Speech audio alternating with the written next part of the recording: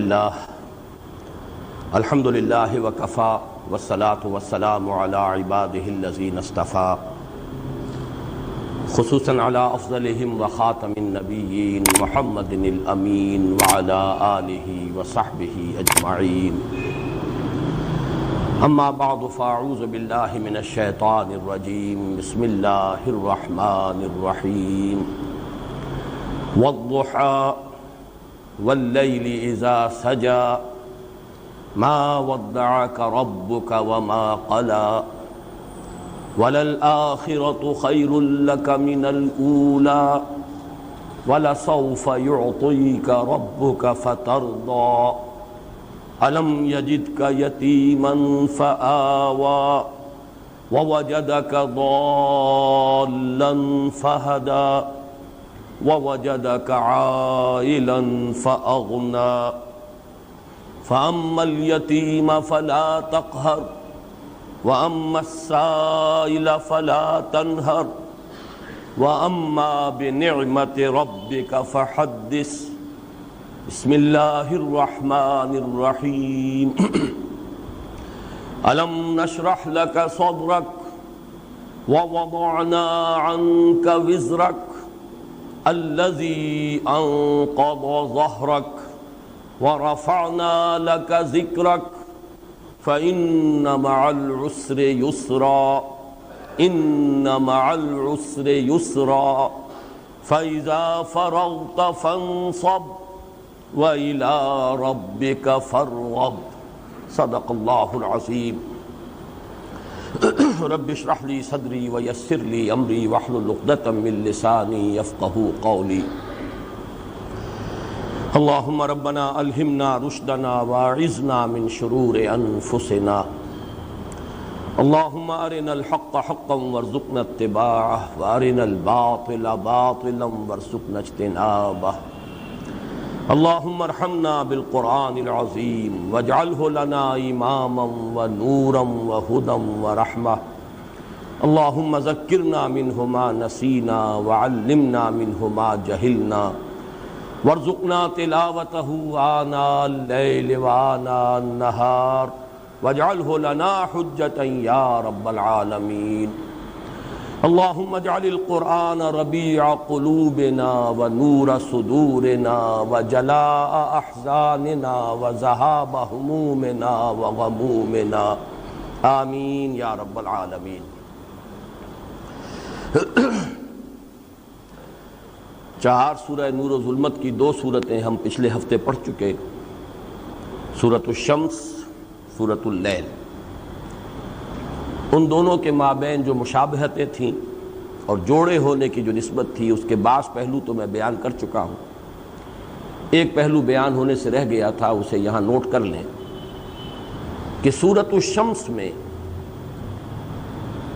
جو دنیاوی عذاب آتا ہے اللہ کی طرف سے کسی قوم پر، یا آتا تھا کہیے، اس لیے کہ اب نبوت اور رسالت کا سلسلہ بند ہو چکا ہے، تو جب کسی قوم کی طرف کسی نبی یا رسول کو بھیجا جاتا تھا لیکن قوم رد کر دیتی تھی اس کی دعوت کو، تو جو عذاب استیصال، وہ عذاب کے جو جڑ سے وہ کھیڑ دینے والا عذاب، نسیم منسیہ کر دینے والا عذاب جو دنیا میں آتا تھا، عذاب دنیاوی، اس کا ذکر ہے۔ کذبت ثمود بطغواها اذ انبعث اشقاها فقال لهم رسول الله ناقة الله وسقياها فكذبوه فعقروها۔ جبکہ سورۃ اللیل میں ہم نے دیکھا کہ عذاب اخروی کا تذکرہ جو ہے، عذاب دنیاوی کا تذکرہ نہیں ہے، عذاب اخروی کا تذکرہ ہے۔ وَمَا يُغْنِي عَنْهُ مَالُهُ إِذَا تَرَدَّى إِنَّ عَلَيْنَا لَلْهُدَى وَإِنَّ لَنَا لَلْآخِرَةَ وَالْأُولَى فَأَنذَرْتُكُمْ نَارًا تَلَظَّى لَا يَصْلَاهَا إِلَّا الْأَشْقَى الَّذِي كَذَّبَ وَتَوَلَّى۔ تو یہ دو عذاب ہیں، آخرت کا عذاب جو دائمی ہے، مستقل ہے، اور ایک دنیا کا عذاب، عذاب استیصال، قوموں پر ہلاکت کا اللہ تعالیٰ کا وہ فیصلہ جو کسی رسول کی دعوت کو رد کرنے کی سزا کے طور پر دنیا میں آتا رہا ہے۔ اب ہم آ رہے ہیں اس چہار سورہ نور و ظلمت کا جو دوسرا جوڑا ہے، سورۃ الضحیٰ اور سورۃ الانشراح۔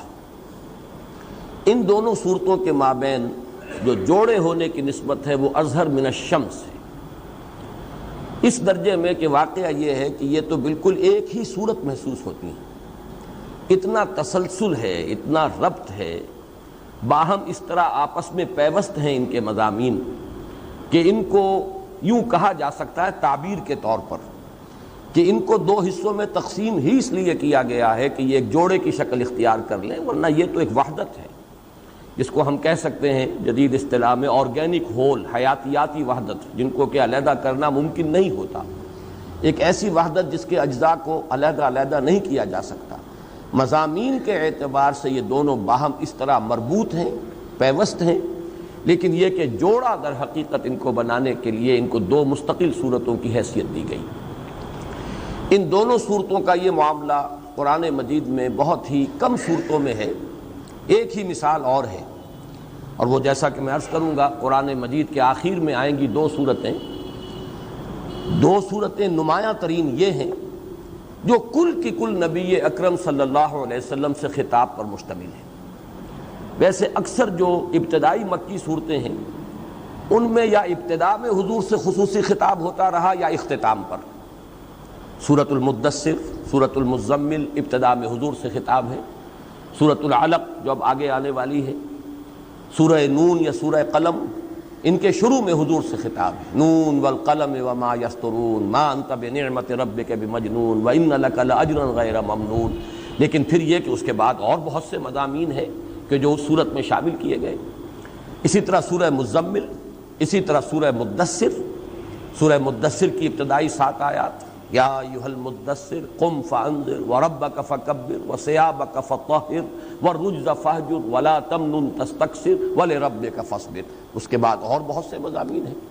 سورۃ العلق کی ابتدائی 5 آیات، اقرأ بسم ربک الذی خلق خلق الانسان من علق اقرأ وربک الاکرم الذی علم بالقلم علم الانسان ما لم یعلم۔ لیکن اب اور دوسرے مضامین شروع ہو گئے۔ لیکن یہ 4 صورتیں قرآن مجید میں ایسی ہیں، 2 تو یہ ہیں سورۃ الضحیٰ، سورۃ الانشراح، کل کی کل حضور سے خطاب پر مشتمل ہے اور خصوصی معاملہ ہے۔ معلوم ہوتا ہے کہ خالص نجی سطح پر یہ تو یوں سمجھیے سرگوشی کا انداز ہے، بالکل انفرادی سطح پر اللہ تعالیٰ خطاب فرما رہے ہیں نبی اکرم صلی اللہ علیہ وسلم کو۔ 2 مثالیں اور اس کی ہیں آگے چل کر، جیسے کہ انا اعطیناک الکوثر فصل لربک وانحر ان شانئک هو الابتر۔ اب یہ بھی ظاہر بات ہے ساری 3 کی 3 آیات جو ہیں حضور سے خطاب پر مشتمل ہیں۔ یا سورۃ النصر ہے، اذا جاء نصر اللہ والفتح ورأیت الناس يدخلون فی دین اللہ افواجا فسبح بحمد ربک واستغفر انہ کان توابا۔ وہ 2 صورتیں جو ہیں قرآن حکیم کی سب سے چھوٹی صورتوں میں سے ہیں۔ 3 صورتیں ہیں قرآن حکیم کی جو 3 آیات پر مشتمل ہیں، سورۃ العصر، سورۃ الکوثر اور سورۃ النصر۔ ان میں سے 2 وہ ہیں کہ جن میں بالکل انفرادی سطح پر نبی اکرم صلی اللہ علیہ وسلم سے خطاب ہے، اور کل کی کل جو صورت ہے آپ ہی سے خطاب پر مشتمل ہے۔ یا پھر یہ 2 صورتیں یہ نسبتاً بڑی ہیں، سورۃ الضحیٰ 11 آیات پر مشتمل ہے، سورۃ الانشراح 8 آیات پر مشتمل ہے۔ پھر یہ کہ یہ جوڑے کی شکل میں ہے، وہ علیحدہ علیحدہ ہیں۔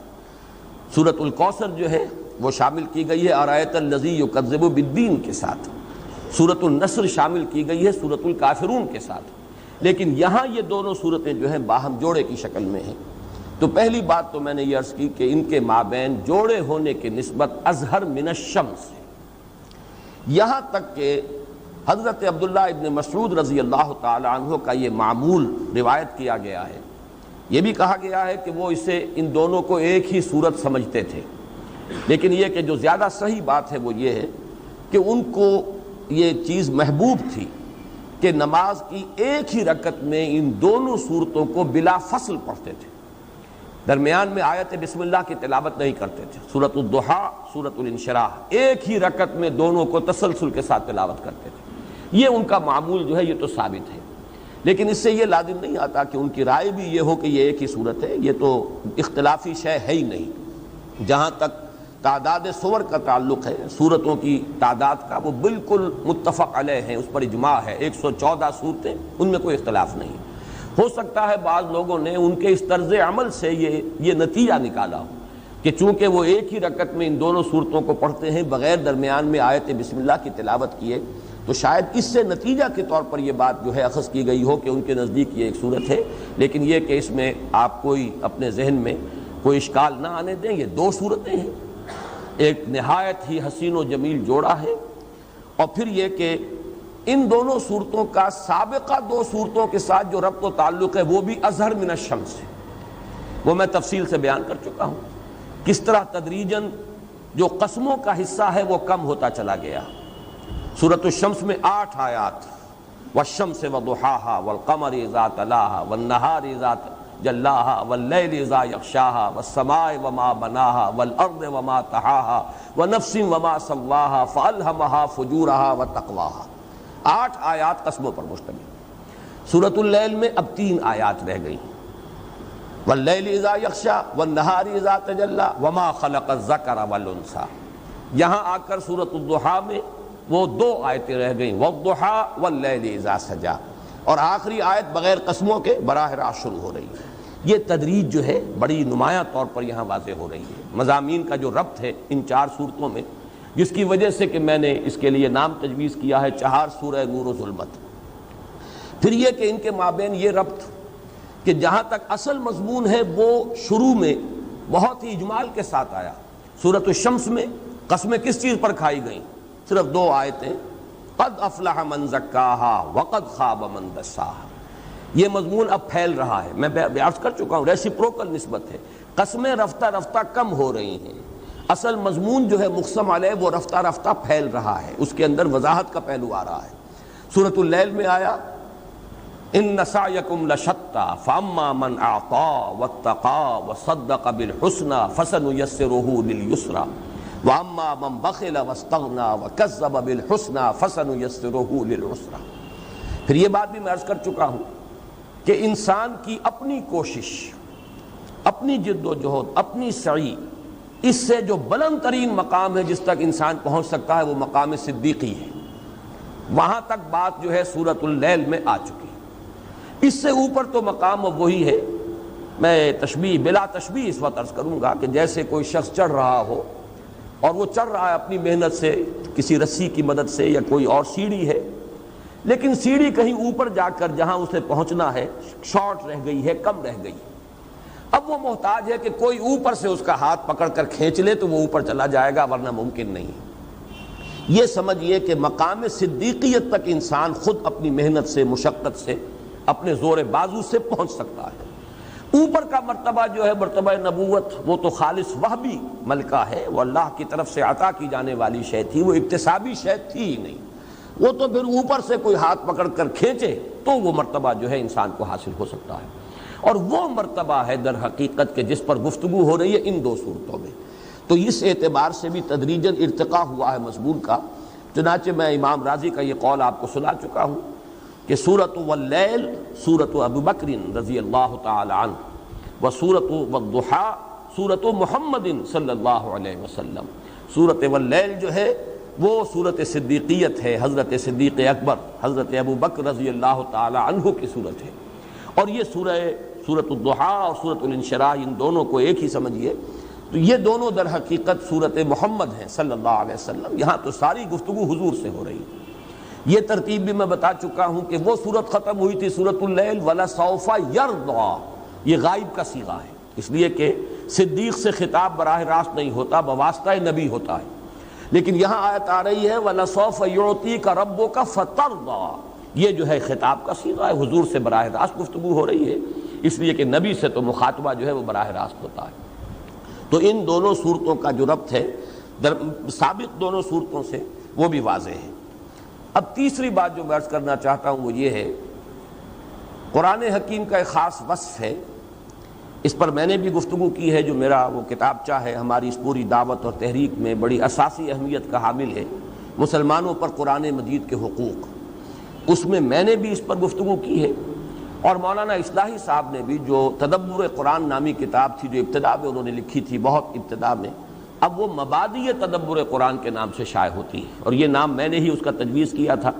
جب تفسیر لکھنی شروع کی انہوں نے تدبر قرآن کے نام سے، تو اس کتاب کے لیے علیحدہ نام میں نے تجویز کیا کہ یہ مبادئ تدبر قرآن ہے، اس میں انہوں نے اپنے عالمانہ انداز میں بحث کی ہے، اور وہ یہ نکتہ ہے کہ قرآن حکیم ایک ایسی کتاب ہے جس میں بیک وقت دو متضاد چیزیں جمع ہیں۔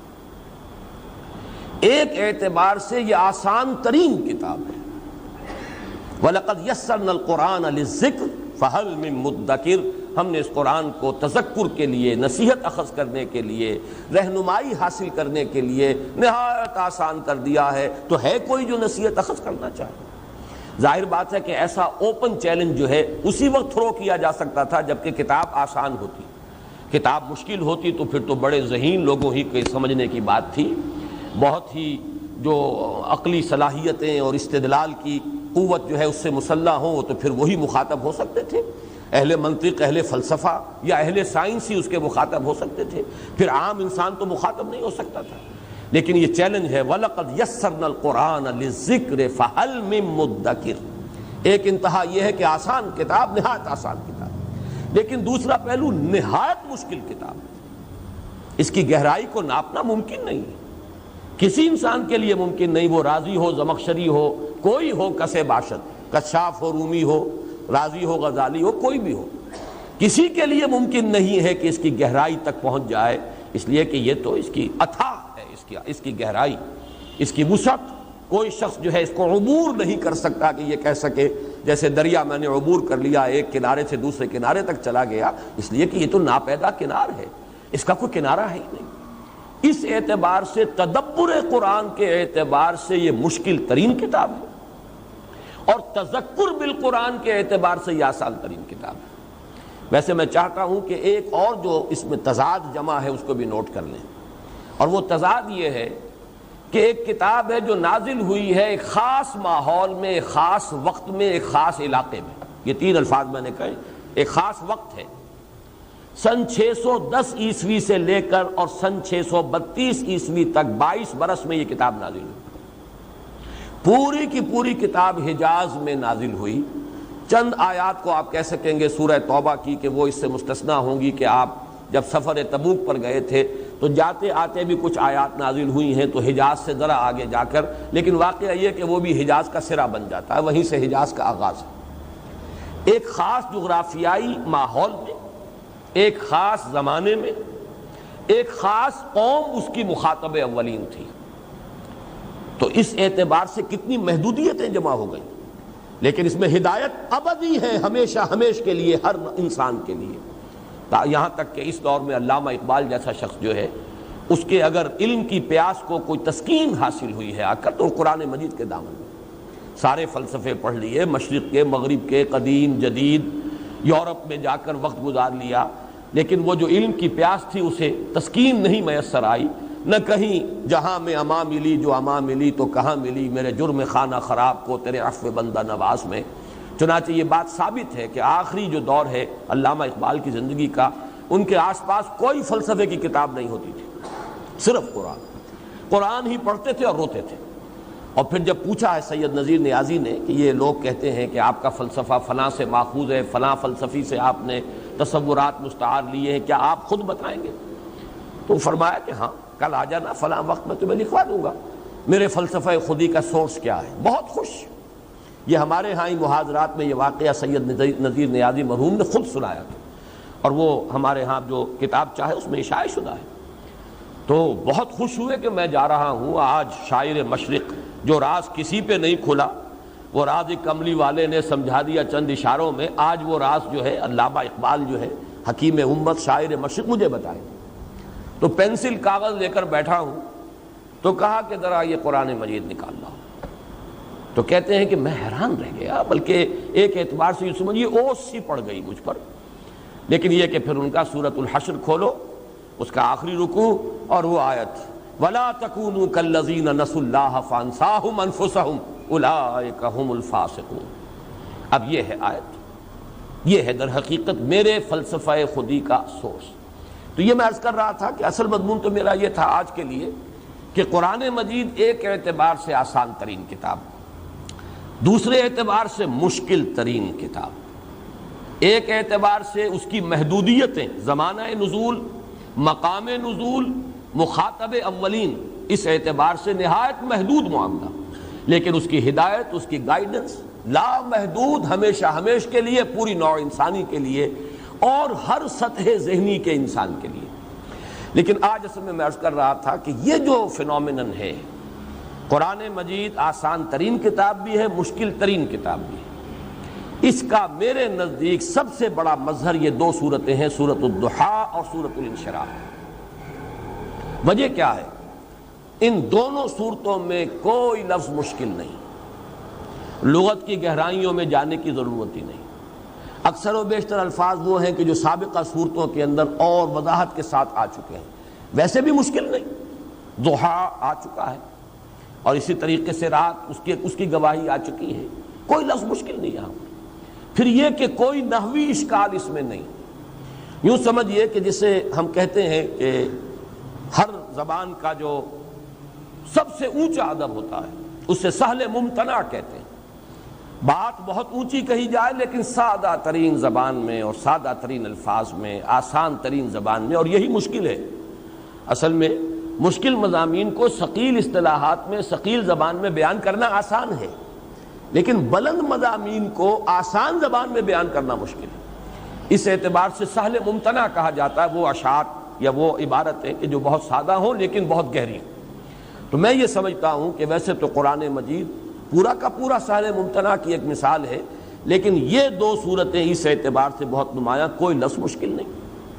معلوم ہوتا ہے کہ صاف سا ترجمہ ہر شخص کر لے گا، لیکن یہ ہے کہ جبکہ نہ کوئی لفظ مشکل نہ کوئی نحوی اشکال، اس کے باوجود بعض پہلو ایسے ہیں کہ جن کے اعتبار سے نہایت مشکل سوالات سامنے آتے ہیں، اور وہ دو پہلو یہ ہیں کہ یہاں مخاطب ہے محمد صلی اللہ علیہ وسلم، آپ کا مقام، آپ کا مرتبہ، زبان لڑکھڑاتی ہے آپ کے لیے لفظ ضال استعمال کرنا، وہ کیا تھا بوجھ جو آپ پر پڑا ہوا تھا، الذی انقض ظہرک، جو آپ کی کمر کو توڑے دے رہا تھا، وہ کون سا بوجھ تھا، کیا مشقت تھی۔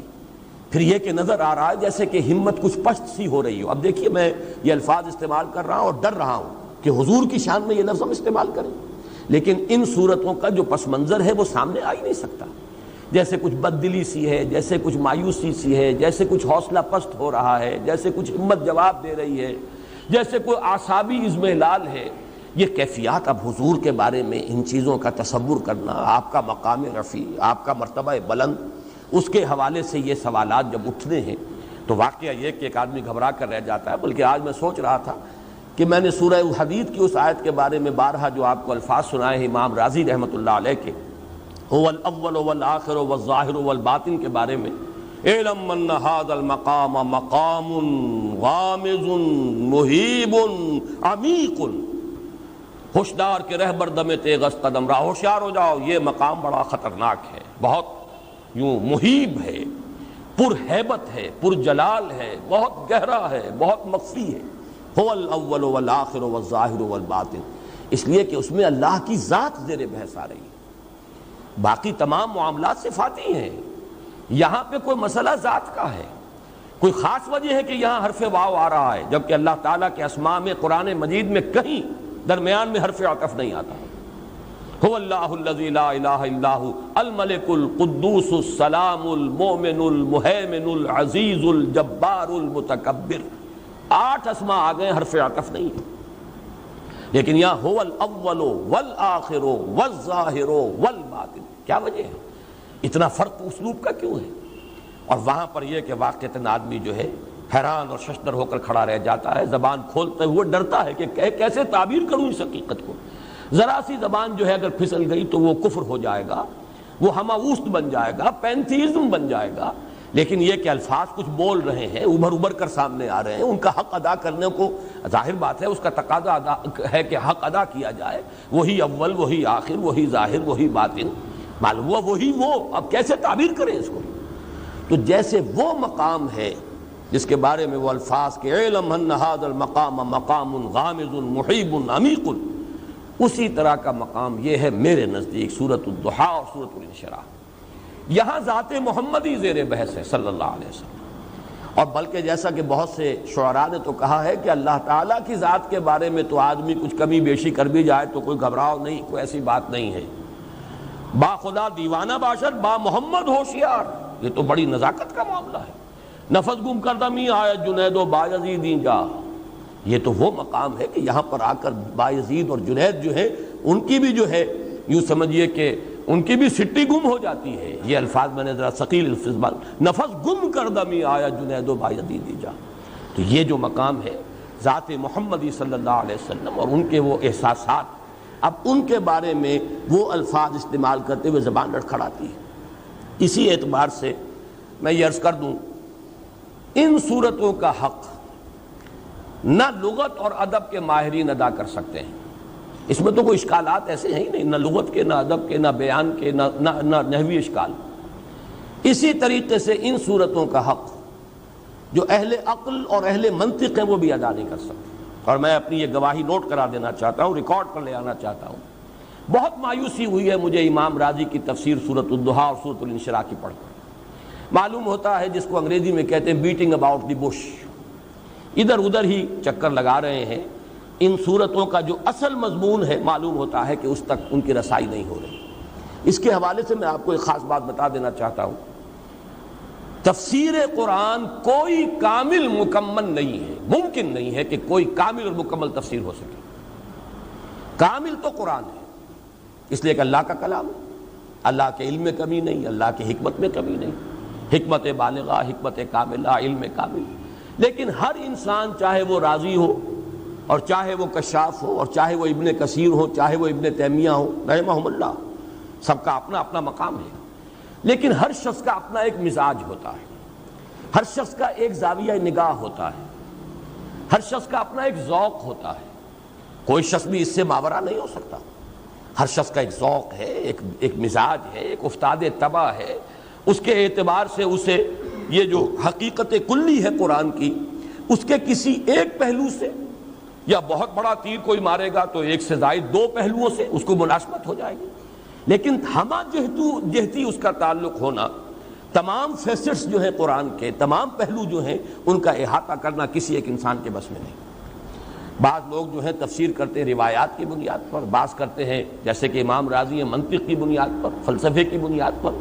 امام زمخشری نے سارا زور لگا دیا ہے ادب پر اور لغت پر.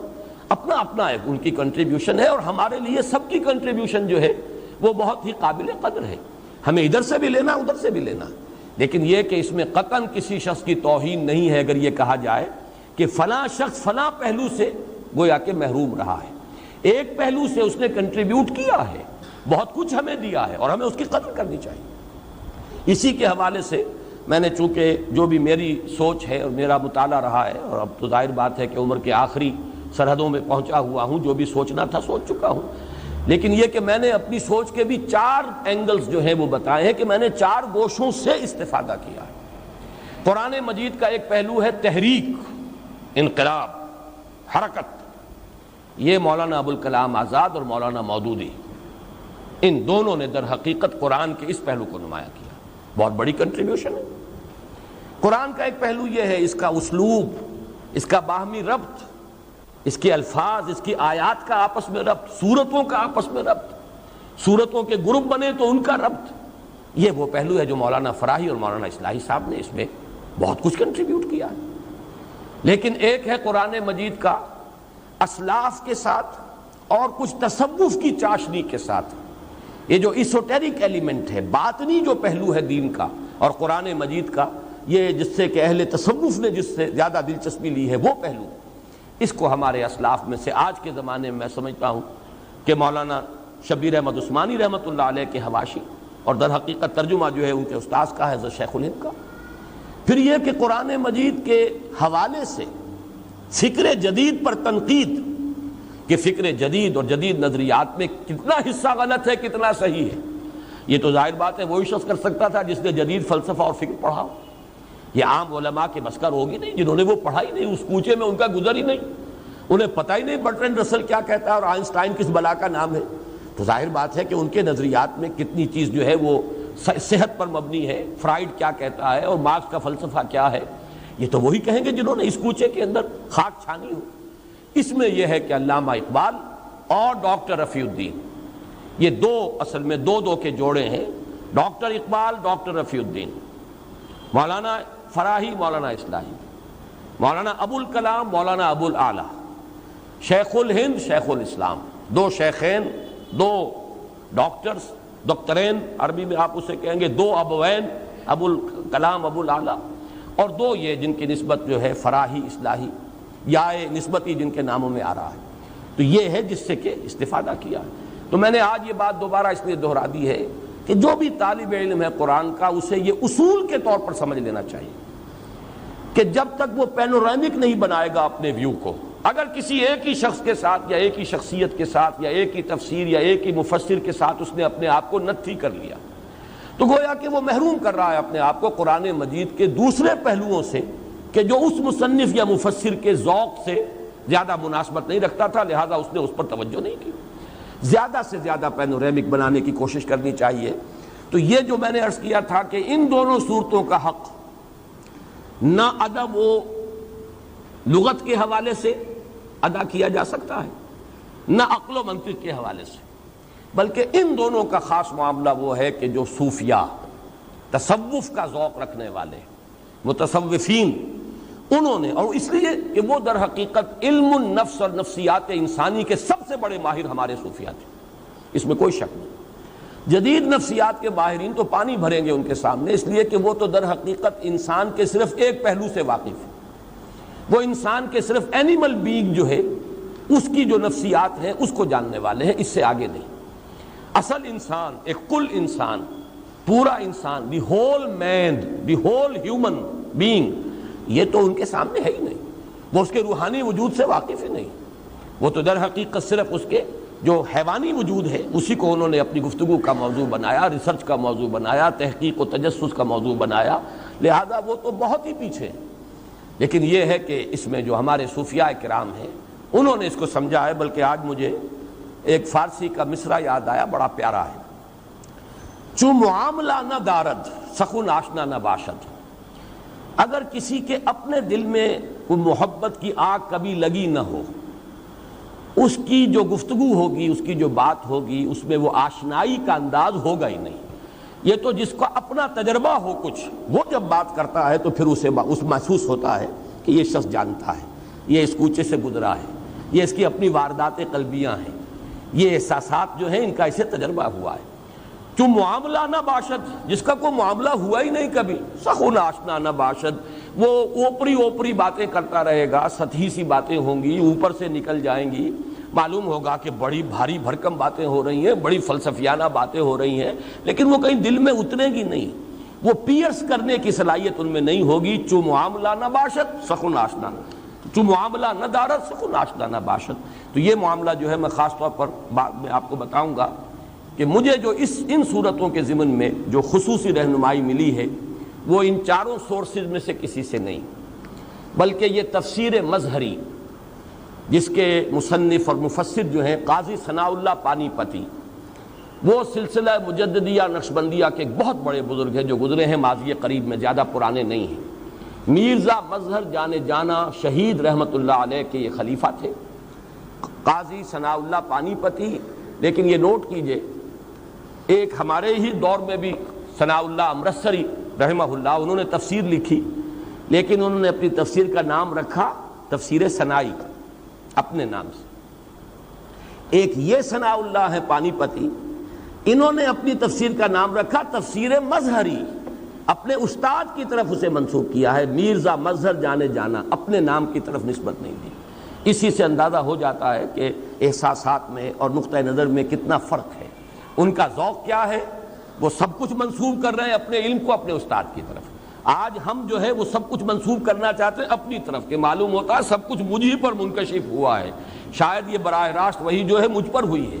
لیکن جبکہ ہمارے اسلاف کا انداز بالکل مختلف تھا کہ وہ تو یہ سمجھتے تھے کہ جو بھی کچھ ہے وہ ہمیں اپنے اساتذہ سے، اپنے مرشدین سے ملا ہے، ہم تو ان کی خاک پا کے برابر ہیں۔ تو انہوں نے تفسیر کا نام تفسیر مظہری رکھا ہے۔ بہرحال یہ کچھ طویل تو ہو گئی ہے تمہید، لیکن اب آئیے کہ ہم اس سورہ مبارکہ کا مطالعہ شروع کریں۔ وَالضُّحَىٰ وَاللَّيْلِ إِذَا سَجَىٰ مَا وَدَّعَكَ رَبُّكَ وَمَا قَلَىٰ۔ قسم ہے روز روشن کی، دھوپ چڑھے کا جو وقت ہے وہ میں بیان کر چکا ہوں۔ صلاۃ الضحیٰ تقریباً 10 بجے 11 بجے یعنی زوال سے متصلاً قبل جو ہے صلاۃ الضحیٰ ہے، 10 بجے کا وقت۔ یہ وہ وقت ہے جب کہ دن پوری طرح روشن بھی ہو گیا اور اس میں کچھ تمازت اور حدت جو ہے، حرارت اور گرمی بھی آ گئی، اور حرکت اور اس کے اندر تگ و دو، بھاگ دوڑ معاش کے لیے سب کے سب جو ہے وہ اپنی اس حرکت کے اندر مصروف ہیں۔ اور اس کے بالمقابل واللیل اذا سجا، یہاں یہ رات کے ساتھ جو لفظ آیا وہ نیا لفظ ہے، اس سے پہلے یغشا تو آیا ہے، یغشاہا، واللیل اذا یغشاہا سورۃ الشمس میں، اور واللیل اذا یغشا سورۃ اللیل میں، ڈھانپ لینے والی رات۔ معلوم ہوتا ہے کہ جیسے کوئی چادر تان دی گئی، اوپر چھپا دیا گیا کسی شے کو، زمین کو ڈھانپ دیا، یا سورج کے آگے رات جو ہے چادر بن کر تن گئی، اب آپ کو سورج نظر نہیں آ رہا، اس کی روشنی کا سلسلہ منقطع ہو گیا۔ لیکن یہاں لفظ لایا گیا ہے واللیل اذا سجا۔ یہ سجا کے لفظ میں جو بنیادی مفہوم ہے وہ سکون، چنانچہ بحر ساجن کہتے ہیں سمندر کی وہ کیفیت جس میں کوئی تلاطم نہیں ہے، موجیں نہیں ہیں، پرسکون سمندر جو ہے، پانی جو ہے پرسکون ہے، یہ بحر ساجن۔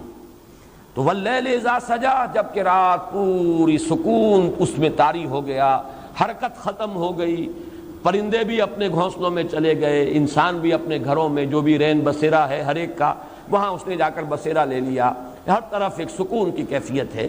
تو ایک طرف حرکت، تمازت، حدت، اور ایک طرف رات کی تاریکی اور اس میں خاص طور پر سکون، حرکت نہیں بلکہ سکون کی کیفیت۔ ان دونوں کی قسمیں کھائیں، اور مقسم علیہ کیا ہے؟ ما ودعک ربک وما قلی، نہیں رخصت کیا آپ کو آپ کے رب نے اور نہ ہی وہ بیزار ہوا۔ اب یہ الفاظ جو ہیں خاص طور پر نوٹ کیجئے، ان کے پس منظر میں کیا چیز جھلک رہی ہے کہ کوئی ایسا احساس شدید ہوا ہے محمد الرسول اللہ صلی اللہ علیہ وسلم کو، کوئی ایسا اندیشہ لاحق ہوا ہے کہ شاید میرا رب ناراض ہو گیا، شاید میرے رب نے مجھ سے اپنا تعلق منقطع کر لیا، شاید میرے رب نے مجھے چھوڑ دیا، شاید اس کی عنایتیں اب شامل حال نہیں رہی، شاید اس کی شفقت و محبت جو ہے اب میں اس کا مرکز نہیں رہا۔ یہ تشویش، یہ کیفیت جو ہے، یہ اضطراب، یہ پس منظر میں ہے، اس لیے کہا جا رہا ہے ما ودعک ربک وما قلی، نہیں اے محمد صلی اللہ علیہ وسلم ایسا خیال اپنے قریب مت آنے دیجئے، نہ آپ کے رب نے آپ کو وداع کیا۔ یہ وداع سے ہی ہے وداع کا توضیح باب تفصیل میں ذرا اس میں اور تاکید کا مفہوم آ جاتا ہے۔ ایسا وداع ایک تو ہوتا ہے عارضی طور پر آپ نے وداع کیا کسی کو، پھر وہ آ جائے گا، ایک توضیح جو ہے وہ یہ مستقل انقطاع، توضیح ما ودعک ربک، نہیں کو اللہ نے آپ سے تعلق منقطع نہیں کیا، آپ کو رخصت نہیں کر دیا، آپ کو وداع نہیں کر دیا، وما قلی، اور ہرگز وہ کوئی بیزار نہیں ہوا آپ سے، ہرگز ناراض نہیں ہوا۔ یہ جو آیت ہے اب اس کے پس منظر میں یقیناً کوئی واقعہ ہے یا کوئی واقعات ہیں، اس اعتبار سے یہ بھی قرآن مجید کے ان مقامات میں سے ہے کہ جہاں شان نزول کی روایات سے اعتنا کیے بغیر کوئی چارہ نہیں۔ مولانا اصلاحی صاحب کا اپنا ایک ذوق ہے، وہ روایات سے حتی الامکان کرنی کتراتے ہیں، شان نزول کی روایات سے بھی بچ کر جو بھی عموم لفظی ہے اسی کے حوالے سے تفسیر کرتے ہیں، لیکن میں نے خاص طور پر نوٹ کیا یہاں کہ یہاں تو ممکن ہی نہیں رہا ان کے لیے بھی، انہیں بھی روایات ہی سے اعتنا کرنا پڑا۔ اور ایک چیز کا تو تقریباً اجماع ہے روایات میں کہ اس کے پس منظر میں ہے فترت وحی، وحی کا سلسلہ منقطع ہو گیا، کوئی وقفہ آیا ہے، اور اس میں یہ کہ مختلف اوقات میں بھی وقفے آ سکتے ہیں، لیکن جو سب سے طویل وقفہ آیا ہے وہ بالکل آغاز میں آیا ہے۔ اور یہ سورہ مدثر کے شروع میں بھی جب اس کا پس منظر بیان ہوتا ہے تو اس میں بھی یہ بات آتی ہے کہ حضور صلی اللہ علیہ وسلم پر بہت ہی وہ دن سخت گزرے ہیں فترت وحی کے، اس لیے کہ سورہ مزمل اور سورہ مدثر کے مابین کچھ فصل آ گیا ہے، ایک وقت گزرا ہے، مدت گزری ہے کہ جس میں وحی کا سلسلہ منقطع ہو گیا۔ اس میں روایات میں اس کی مدت مختلف آئی ہے، 12 دن سے لے کر اور 40 دن تک کی مدت جو ہے مختلف روایات میں آئی ہے، اس کی تفصیل یہاں دینے کی کوئی ضرورت نہیں، لیکن اس کے حوالے سے جو بات کی ہے، جو ہمارے خاص طور پر جو ریشنلسٹ قسم کے مفسرین ہیں انہوں نے جو بات کی ہے، وہ بات یہ کی ہے کہ وحی کی اصل میں آپ کو ضرورت ہوتی تھی اس لیے کہ مختلف مسائل جو پیدا ہو جاتے تھے، الجھنیں پیدا ہو جاتی تھی، ان کا حل ملتا تھا، لوگ سوالات کرتے تھے، ان کا جواب حضور کو وحی سے ملتا تھا۔ یسألونک عن الروح قل الروح من امر ربی، یسألونک عن ذی القرنین بتا دیجئے قل ساتلو علیکم منہ ذکرا۔ تو یہ تمام جو سوالات امتحاناً کیے جاتے تھے حضور سے صلی اللہ علیہ وسلم، اصحاب کہف کے بارے میں پوچھا جا رہا ہے تو وہ تفصیل، تو یہ سوال اور جواب، اس میں بھی تسکین کا پہلو تھا حضور کے لیے۔ یا کوئی اعتراض کر دیتے تھے لوگ، اب اعتراض کا جواب دینا ہے۔ اب ایک تو یہ کہ حضور اپنی سمجھ کے مطابق، اپنے فہم کے مطابق، اور وہ فہم بھی بہرحال ہمارا فہم نہیں تھا، محمد الرسول اللہ کا فہم تھا کہ نسبت خاک رابع عالم پاک، لیکن یہ کہ پھر اس سے اوپر فہم ہے اللہ کا، فوق کل ذی علم علیم، اللہ تعالیٰ کا علم جو ہے وہ بہرحال اس سے بہت بالا تر ہے۔ تو علم خداوندی سے جب جوابات آتے تھے اعتراضات کے تو ان کے اندر زیادہ تسکین کا پہلو ہوتا تھا۔ تو ایک تو یہ چیزیں ہیں کہ جس کی وجہ سے جو وحی کا تسلسل تھا اس سے حضور کو آسانی ملتی تھی، لیکن جب وحی کا سلسلہ منقطع ہو جاتا تھا تو پھر آپ کے لیے مشکل آتی تھی۔ اسی کے لیے میں عرض کر رہا ہوں کہ قرآن مجید میں سورہ ہود میں اور سورۃ الفرقان میں یہ جو مضمون آیا ہے کہ اس وحی کے ذریعے سے، قرآن کے ذریعے سے، اے نبی ہم آپ کے دل کو، قلب مبارک کو تثبیت عطا کرتے ہیں۔ وَكُلًّا نَقُصُّ عَلَيْكَ مِن أَنبَاءِ الرُّسُلِ لِنُثَبِّتَ بِهِ فُؤَادَكَ۔ اب یہ پہلو بھی کہ جو آج مجھ پر بیت رہی ہے وہ سابقہ انبیاء پر بھی بیتی ہے۔ جیسی مخالفتیں آج میری ہو رہی ہیں، اگر مجھے مجنون اور پاگل کہا جا رہا ہے تو کہا گیا تھا حضرت نوح کو بھی اور تمام رسولوں کو کہا گیا۔ اگر میرے بارے میں کہا جا رہا ہے کہ یہ کوئی اپنی دی ارج ٹو ڈومینیٹ ہے، در حقیقت یہ اپنا کوئی چاہتے ہیں غلبہ، وہ حکومت چاہتے ہیں، قیادت چاہتے ہیں، یہی بات سابقہ رسولوں کے بارے میں کہی گئی۔ تو ان کے حالات جب آتے تھے تو اس سے بھی دل ٹھکتا تھا، جمتا تھا۔ پھر جب یہ معلوم ہو گیا کہ بالآخر وہ کامیاب ہوئے اور مخالفین ناکام ہو گئے، اس سے بھی ایک دھارس بنتی تھی کہ یہ ساری مخالفتیں ناکام ہو جائیں گی، بالآخر اللہ کا کلمہ سربلند ہوگا اور ہدایت کا نور پھیل جائے گا۔ تو وَكُلًّا نَقُصُّ عَلَيْكَ مِنْ أَنبَاءِ الرُّسُلِ لِنُثَبِّتَ بِهِ فُؤَادَكَ۔ بلکہ یہی بات جو سورۃ الفرقان میں آئی ہے وہ اس حوالے سے آئی ہے کہ لوگوں نے اعتراض کیا تھا، اگر یہ اللہ کا کلام ہے تو پورا کلام ایک دم کیوں نازل نہیں ہو جاتا؟ یہ تم تھوڑا تھوڑا کر کے قرآن ہمیں سناتے ہو، یہ تو بالکل ایسے جیسے شاعر جو ہے اس کا دیوان بہرحال وہ مکمل ہوتا ہے، ایک غزل آج کہہ دی، ایک کل کہہ دی، کوئی قصیدہ آج کہہ دیا، پھر بعد میں کہہ دیا، بالکل یہی حال تمہارا ہے، تھوڑا تھوڑا قرآن سنا رہے ہو۔ اگر یہ اللہ کی کتاب ہوتی تو یہ کیوں نہ پوری کی پوری جملتم واحدہ نازل ہو جاتی؟ لیکن اس کا بھی جواب دیا گیا سورۃ الفرقان میں، کذالک لنثبت بہ فؤادک ورتلناہ ترتیلا۔ یہ اس لیے ہے کہ ہم آپ کے دل کو اس کے ذریعے سے تثبیت، دل کے لیے ثبات کا سامان کرنا چاہتے ہیں، اور چونکہ یہ ایک پیہم ایک جد و جہد ہے جو آپ کو کرنی ہے اور مسلسل یہ رد و قضا جاری رہنی ہے، لہذا ایک ہی دم نہیں، جیسے جیسے حالات ہوں گے ویسے ویسے ہم آپ کی تثبیت قلبی کا سامان آپ کو اس وحی کے ذریعے سے دیتے چلے جائیں گے۔ تو یہ مضمون اپنی جگہ پر تو بہت مکمل ہے، لیکن اشکال کیا ہے؟ اشکال جیسا کہ میں نے عرض کیا تھا، بہت سے اشکالات پیدا ہو جاتے ہیں۔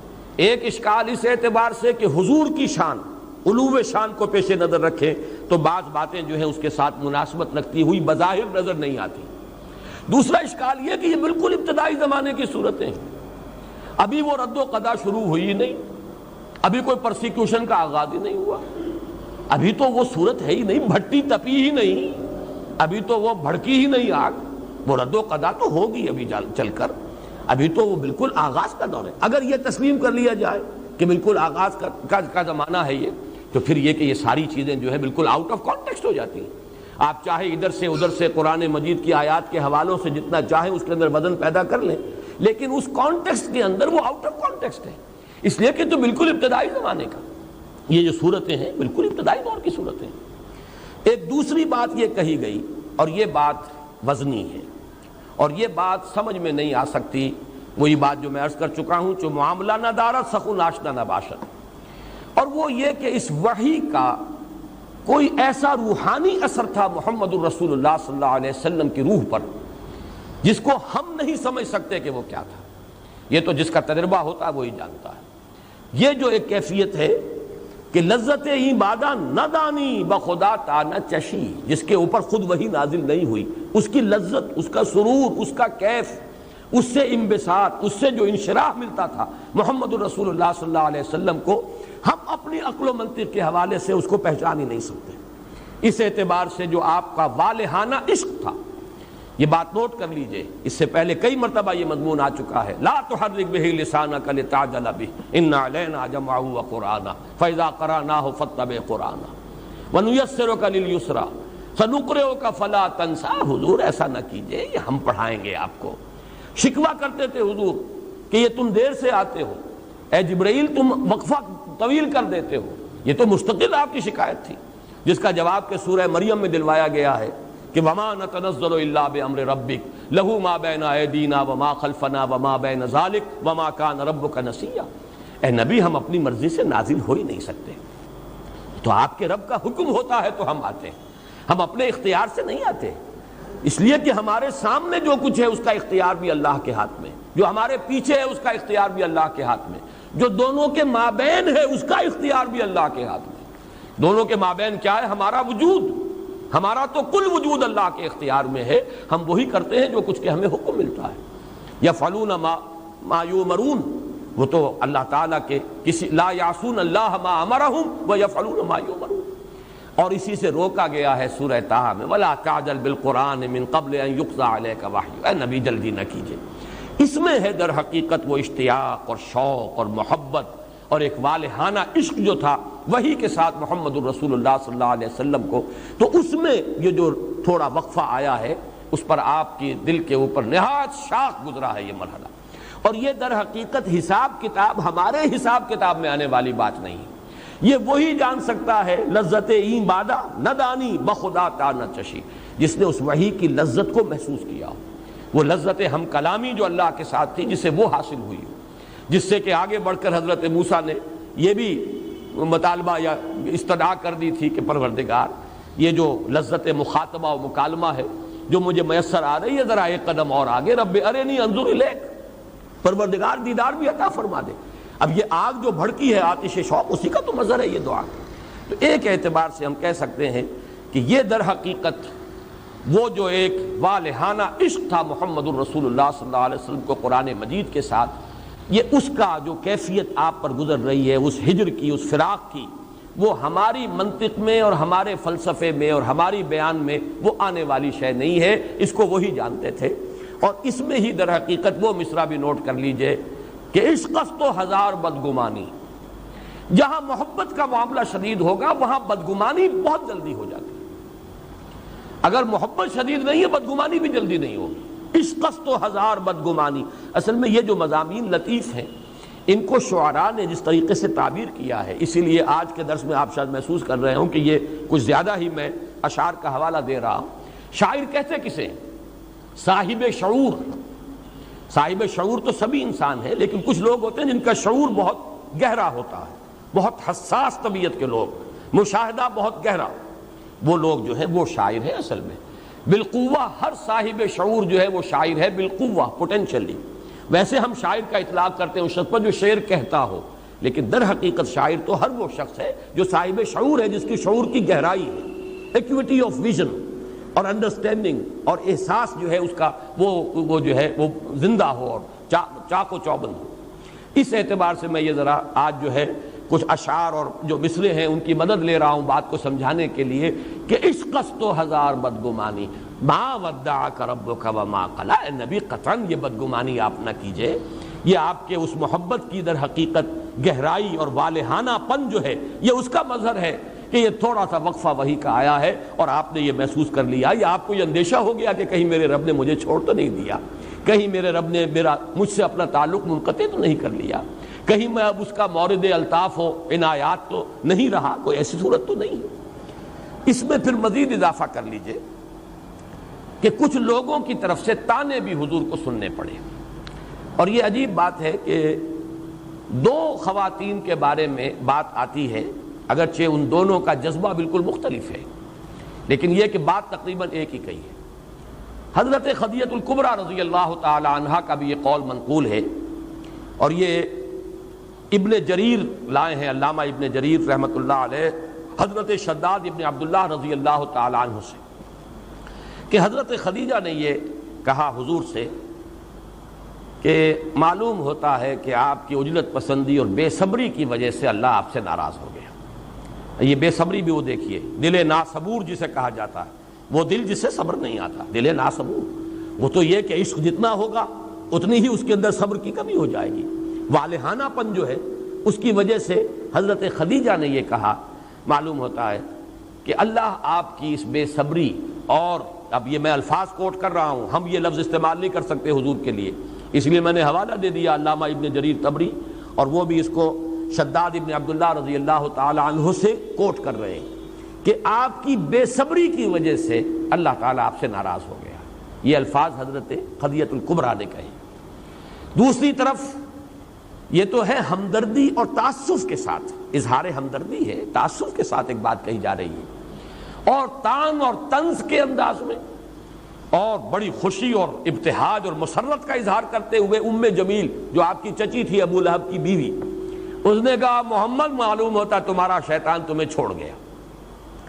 اس روایت کی کچھ بڑی یعنی استہزائیہ انداز میں نفی کی ہے مولانا اصلاحی صاحب نے کہ کیسے ممکن ہے، کیسے پتہ چل گیا لوگوں کو کہ وہی جو ہے وہ بند ہو گئی. حالانکہ واقعہ یہ ہے کہ بخاری اور مسلم دونوں میں صحیحین میں یہ روایت موجود ہے کہ حضور کئی راتیں مسلسل اٹھ نہ سکے، چونکہ رات کو یہ جو ابو لہب کا گھر ہے یہ حضور کے گھر کے ساتھ بالکل متصل تھا. یہی وجہ ہے کہ ام جمیل نے آپ کو بہت ایذائیں پہنچائی ہیں.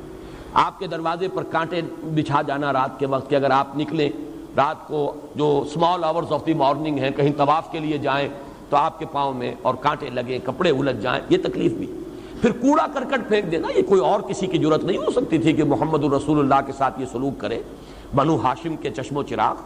لیکن یہ کہ بہرحال ابو لہب بھی تو بنو ہاشم میں سے ہے، پھر چچا ہے، چچا ہونے کے اعتبار سے اور چچی ہونے کے اعتبار سے اپنا جو وہ بزرگی ہے اس کا بھی کوئی حق ہے جس کا غلط استعمال ہو سکتا ہے. وہی تھی کہ جو آپ پر کوڑا کرکٹ ڈالتی تھی، وہی ام جمیل ہے. اور یہ تو صاف سمجھ میں آنے والی بات ہے، اس میں اس روایت کے استہزاء کی کوئی ضرورت نہیں.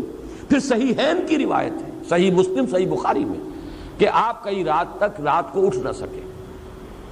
اور اس لیے ظاہر ہے کہ جب آپ رات کو اٹھ کر نماز پڑھتے تھے تو پڑوس کے گھر میں پتہ چلتا تھا. رتل القرآن ترتیلا جو سورہ مزمل میں آیا ہے، کیسے ممکن ہے کہ پتہ نہ چلتا ہو کہ محمد کھڑے ہو گئے ہیں اور اپنے رب کا کلام پڑھ رہے ہیں. رتل القرآن ترتیلا، یہ تو جو سورہ مزمل ہے یہ تو اس فترت وحی سے قبل کی صورت ہے اور آپ اس پر عمل کرتے تھے. لیکن چند راتیں ایسی بیتی کہ آپ اٹھ نہیں سکے. لہذا ام جمیل نے یہ کہا کہ محمد معلوم ہوتا ہے تمہارا شیطان تمہیں چھوڑ گیا. معاذ اللہ ثم معاذ اللہ، نقل کفر نہ باشد. لیکن یہ کہ حافظ ابن حجر رحمۃ اللہ علیہ جو سب سے بڑے شارح ہیں، صحیح بخاری کی سب سے بڑی شرح جو ہے انہی کی ہے، انہوں نے ان دونوں روایات میں جو ہے مطابقت دی ہے. اور وہ یہ ہے کہ بات تو ایک ہی تھی. ایک نے کہی ہے از راہ ہمدردی، از راہ تعسف، اور دوسری نے کہی ہے طعن اور طنز کے انداز میں اور خوشی مناتے ہوئے. باقی بات تو ایک ہی ہے، واقعہ ایک ہے. ثابت ہوتا ہے کہ یہ واقعہ ہوا. اور اس سے میں ایک نتیجہ اور نکال رہا ہوں. وہ نتیجہ یہ ہے کہ حضور صلی اللہ علیہ وسلم پر اس وقت جو بھی کیفیت تھی، وہ ایک بددلی کی کیفیت یا کوئی اضطراب، تشویش، آپ کو جو بھی کیفیت طاری ہوئی ہے وہ اس درجے شدید تھی کہ آپ پر کسل بھی طاری ہو گیا تھا. رات کا نہ اٹھنا، یہ تو واقعہ یہ ہے کہ یہ تو اس کا جو اثرات ہیں انسان کے اپنے اعصاب پر اس درجے ہو جانا. حالانکہ سورہ مزمل ہے پس منظر میں، قم اللیل الا قلیلا نصفہ او انقص منہ قلیلا او زد علیہ ورتل القرآن ترتیلا، اتنا جو ہے تاکیدی حکم محمد الرسول اللہ صلی اللہ علیہ وسلم کو دیا گیا. لیکن معلوم ہوتا ہے کہ اس وقت کی وہ کیفیت جو ہے وہ ایسی تھی کہ آپ پر اس درجے کسل طاری ہوا ہے، یا آپ کے اعصاب میں، اب میں ایک لفظ بہت ڈرتے ڈرتے استعمال کر رہا ہوں لیکن میں سمجھانے کے لیے، ابلاغ کے لیے اسے ضروری سمجھتا ہوں. آج کی اصطلاح میں نیورستھینیا آپ اسے کہتے ہیں، اعصابی اضمحلال. ویسے کوئی تکلیف نہیں ہے، بیماری نہیں ہے، کوئی عارضہ جسمانی نہیں ہے، کوئی بخار نہیں ہے، کچھ نہیں ہے. لیکن یہ ہے کہ کچھ اعصاب پر ایسا اضمحلال طاری ہو جاتا ہے، نیورستھینیا، اعصابی اضمحلال، کہ آدمی ہلنا چاہتا نہیں ہل رہا، حرکت کرنا چاہتا نہیں کر پا رہا، ہمت گویا کہ ایک طرح سے جواب دے جاتی ہے. تو معلوم ہوتا ہے کہ رات کو نہ اٹھ سکنا، جس کا کہ ثبوت صحیح بخاری صحیح مسلم دونوں سے مل رہا ہے، اس حد تک بھی آپ کی وہ کیفیت جو پس منظر میں ہے سورہ مبارکہ کے، اس کا اثر اس درجے تھا. اس سے بھی آگے بڑھ کر اس درجے شدید کیفیت تھی آپ پر کہ حضور فرماتے ہیں صلی اللہ علیہ وسلم، عارف کہاں گیا بھائی، سوالو آ کے اس کو ذرا، حضور فرماتے ہیں کہ مجھ پر یہ لمحہ اور یہ عرصہ جو ہے وقفہ اتنا شاخ گزرا کہ میرے دل میں بار بار یہ خیال آتا تھا کہ پہاڑ پر چڑھ کر اپنے آپ کو نیچے گرا لیں۔ آپ اندازہ کیجئے، پھر میں عرض کر رہا ہوں حضور کا مقام اور مرتبہ اور یہ کیفیات، یعنی یہ کہ وسوسہ ہم اسے کہیں گے کہ وسوسہ اس حد تک آ رہا ہے کہ خودکشی پر انسان جو ہے آمادہ ہو رہا ہے، گویا کہ زندگی بے معنی ہو کر رہ گئی۔ زندگی اب کاہے کے لیے؟ اگر اللہ ہی نے چھوڑ دیا خدا نہ خواستہ، اگر وہی کا سلسلہ ہی منقطع ہو گیا، اگر میرے اعصاب ہی اتنے جواب دے گئے کہ میں رات کو کھڑا بھی نہیں ہو سکتا، تو جینا کاہے کے لیے؟ زندگی تو در حقیقت کسی مقصد کے لیے ہوتی ہے، کوئی آئیڈیل ہو۔ ایک ہے وہ جو حیوانی سطح پر زندگی گزارتے ہیں، جن کے بارے میں میری جو تعبیر ہے وہ یہ ہے کہ جنہیں زندگی گزارتی ہے وہ زندگی کو نہیں گزارتے، زندگی انہیں گزارتی ہے۔ وہ زندگی بسر نہیں کرتے، زندگی انہیں بسر کرتی ہے، ان کا معاملہ اور ہے۔ لیکن ایک وہ جس کا زندگی میں کوئی آئیڈیل ہے، کوئی محبوب ہے، کوئی اعلیٰ نصب العین ہے، کوئی مطلوب ہے، تو اس کے لیے تو زندگی جو ہے اسی اپنے نصب العین سے عبارت ہو کر رہ جاتی ہے۔ اگر اسی میں محسوس ہو تعطل ہے، اسی میں کوئی انقطاع کی صورت پیدا ہو گئی، اسی میں کوئی آگے بڑھنے کا راستہ نظر نہیں آ رہا، تو زندگی بے معنی ہو جائے گی۔ یہ چیز بھی ثابت ہے اور بخاری سے ثابت ہے۔ میں یہ سارے حوالے خاص طور پر آج اس لیے آپ کو نوٹ کرا رہا ہوں کہ یہ معاملات بڑے نازک ہیں۔ حضور کا مقام و مرتبہ تو یہ تو نفس گم کردہ می آیت جنید و بایزید جا، یہ تو بہت نازک مقام ہے۔ اس اعتبار سے مجھے ساری باتیں جو میں کہہ رہا ہوں اگر صرف میری بات آپ سمجھیں گے تو آپ کو بدگمانی مجھ سے ہو جائے گی۔ میں یہ سارے حوالے اس لیے دے رہا ہوں کہ یہ چیزیں ثابت ہیں روایات سے، اور روایات بھی جو ہیں وہ دوسرے تیسرے درجے کی نہیں، بخاری سے، صحیح مسلم سے یہ ثابت ہے کہ اس درجے حضور پر یہ سختی جو ہے کی کیفیت تھی۔ اور ایک مقام اور نوٹ کر لیجئے جو سورہ انعام میں ہے، یہ جو تانے تھے جو حضور کو مل رہے تھے، معلوم ہوتا ہے دوسروں نے بھی دیے۔ یہ تو میں نے دو خواتین کی بات چونکہ ایک دوسرے کے مقابلے میں آ گئی ہے، حضرت خدیجہ رضی اللہ تعالی عنہا اور ام جمیل علیہا ما علیہا، تو ان دونوں کا چونکہ تضاد ہے وہ میں نے بیان کر دیا، ورنہ بہت سے لوگوں کے بارے میں آتا ہے کہ لوگوں نے کہنا شروع کر دیا محمد معلوم ہوتا ہے تمہارا خدا تمہیں چھوڑ گیا، کسی نے کہا تمہارا شیطان تمہیں چھوڑ گیا۔ تو اس کے حوالے سے سورہ انعام کی وہ آیت بھی نوٹ کر لیجئے، وَلَقَدْ نَعْلَمُ أَنَّكَ يَضِيقُ صَدْرُكَ بِمَا يَقُولُونَ، اے نبی ہمیں خوب معلوم ہے کہ آپ کا سینہ بھنچتا ہے ان باتوں سے جو یہ کہہ رہے ہیں۔ تو یہ ویسے تو یہ کہ مجنون کسی نے کہا، کسی نے شاعر کہا، کسی نے ساحر کہا، یہ تمام باتیں بھی ہیں یقیناً کہ جو حضور پر، آپ کے قلب مبارک پر ان کا ایک جو ہے اثر جو ہے وارد ہوتا تھا، تاثر۔ لیکن یہ یہاں خاص طور پر ضیق صدر، سینے کا بھنچنا، اور اس کا خاص تعلق قائم ہو جائے گا اگلی صورت کے پہلے لفظ علم نشرح لک صدرک۔ ضیق صدر سینے کا بھنچنا اور تنگ ہو جانا، اور انشراح صدر سینے کا کھل جانا، بسط کی ایک کیفیت پیدا ہو جانا۔ تو یہ ضیق کا لفظ جو ہے یہ سورہ انعام کی اس آیت میں آیا ہے، وَلَقَدْ نَعْلَمُ أَنَّكَ يَضِيقُ صَدْرُكَ بِمَا يَقُولُونَ، بلکہ یہ سورہ ہجر میں ہے غالباً، سورہ ہجر میں یہ الفاظ آئے، یا سورہ انعام میں اس وقت مستحضر نہیں۔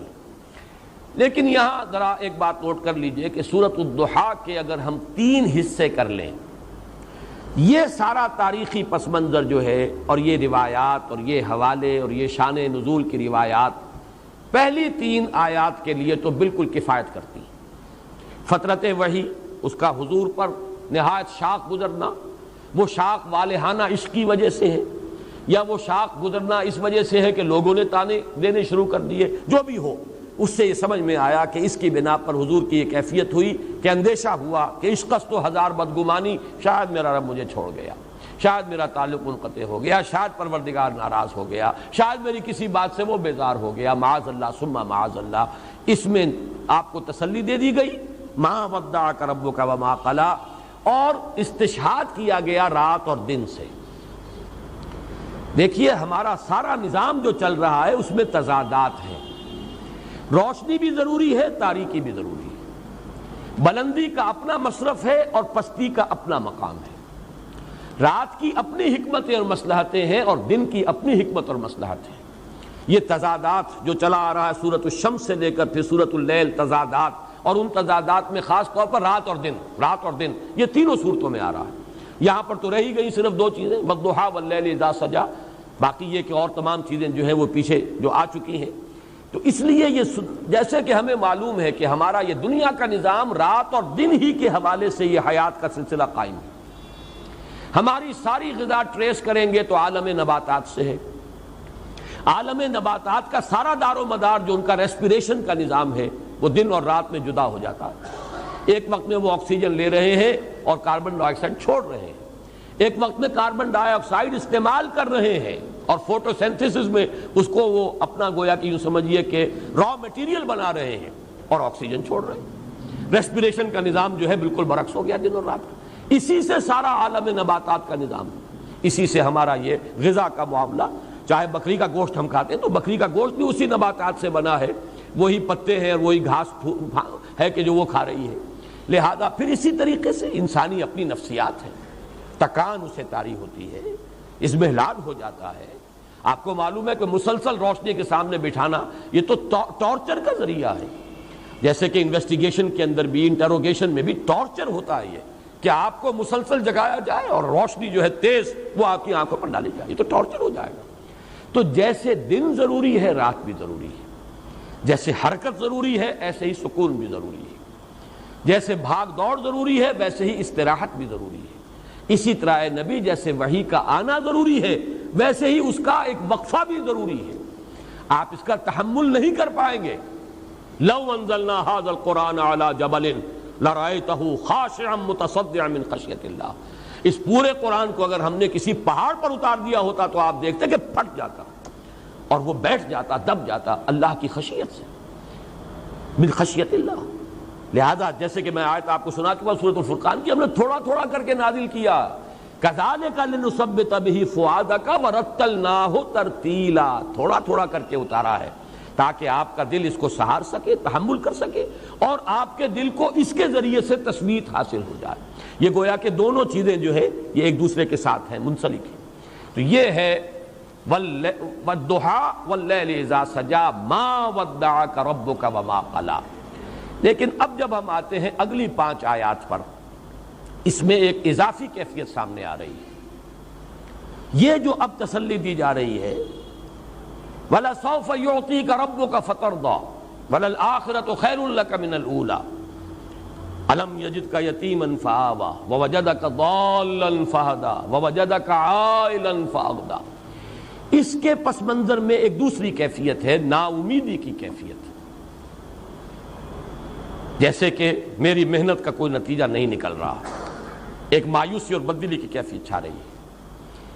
جیسے کہ پس منظر میں ہے سورہ طٰہٰ کی ابتدائی آیات کے, طٰہٰ ما انزلنا علیک القرآن لتشقیٰ. اس لیے ہم نے قرآن آپ پر نازل نہیں کیا کہ آپ ناکام اور نامراد ہوں, آپ بامراد ہوں گے, کامیاب ہوں گے, کامیابی آپ کے قدم چومے گی.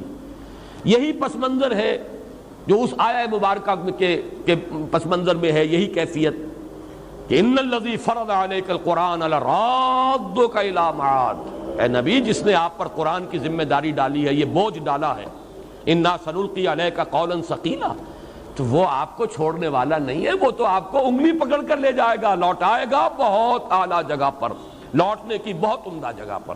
یہ میں اس کی وضاحت کر چکا ہوں. اس کا عام مفہوم تو یہ سمجھا گیا ہے کہ مکے میں واپس لے آئے گا. ہجرت کے وقت جو حضور پر شاخ گزر رہا تھا, خانہ کعبہ سے جو اب دوری ہو رہی تھی, تو اس میں تسلی دی گئی ہے. لیکن دوسرا مفہوم بھی موجود ہے ہمارے متقدمین کے ہاں, مفسرین کے ہاں موجود ہے, اسلاف کے ہاں, کہ اس سے مراد معاد سے یعنی یہ کہ ایک نہایت شاندار اور تابناک انجام ہے کہ جو آپ کا منتظر ہے, اور آپ جو ہے کہ ناکام اور خائب اور خاسر نہیں ہوں گے معاذ اللہ. یہ ری ایشورنس جو ہے اس کی کیفیت بالکل جدا ہے.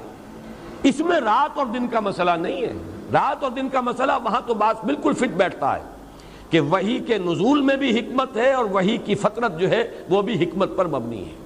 جیسے رات ضروری ہے دن بھی ضروری ہے, جیسے دن ضروری ہے رات بھی ضروری ہے, اسی طریقے سے وحی کی آمد بھی اپنی جگہ اور وحی کی فطرت اور اس کا وقفہ بھی اپنی جگہ پر ہے. یہ تو دونوں چیزیں جو ہے رات اور دن کے حوالے سے بالکل واضح ہو. لیکن یہاں جیسا کہ میں نے عرض کیا اس میں زیادہ جھلک ہے جیسے اعصابی اضمحلال ہو جاتا ہے, ری ایشورنس کی ضرورت ہوتی ہے.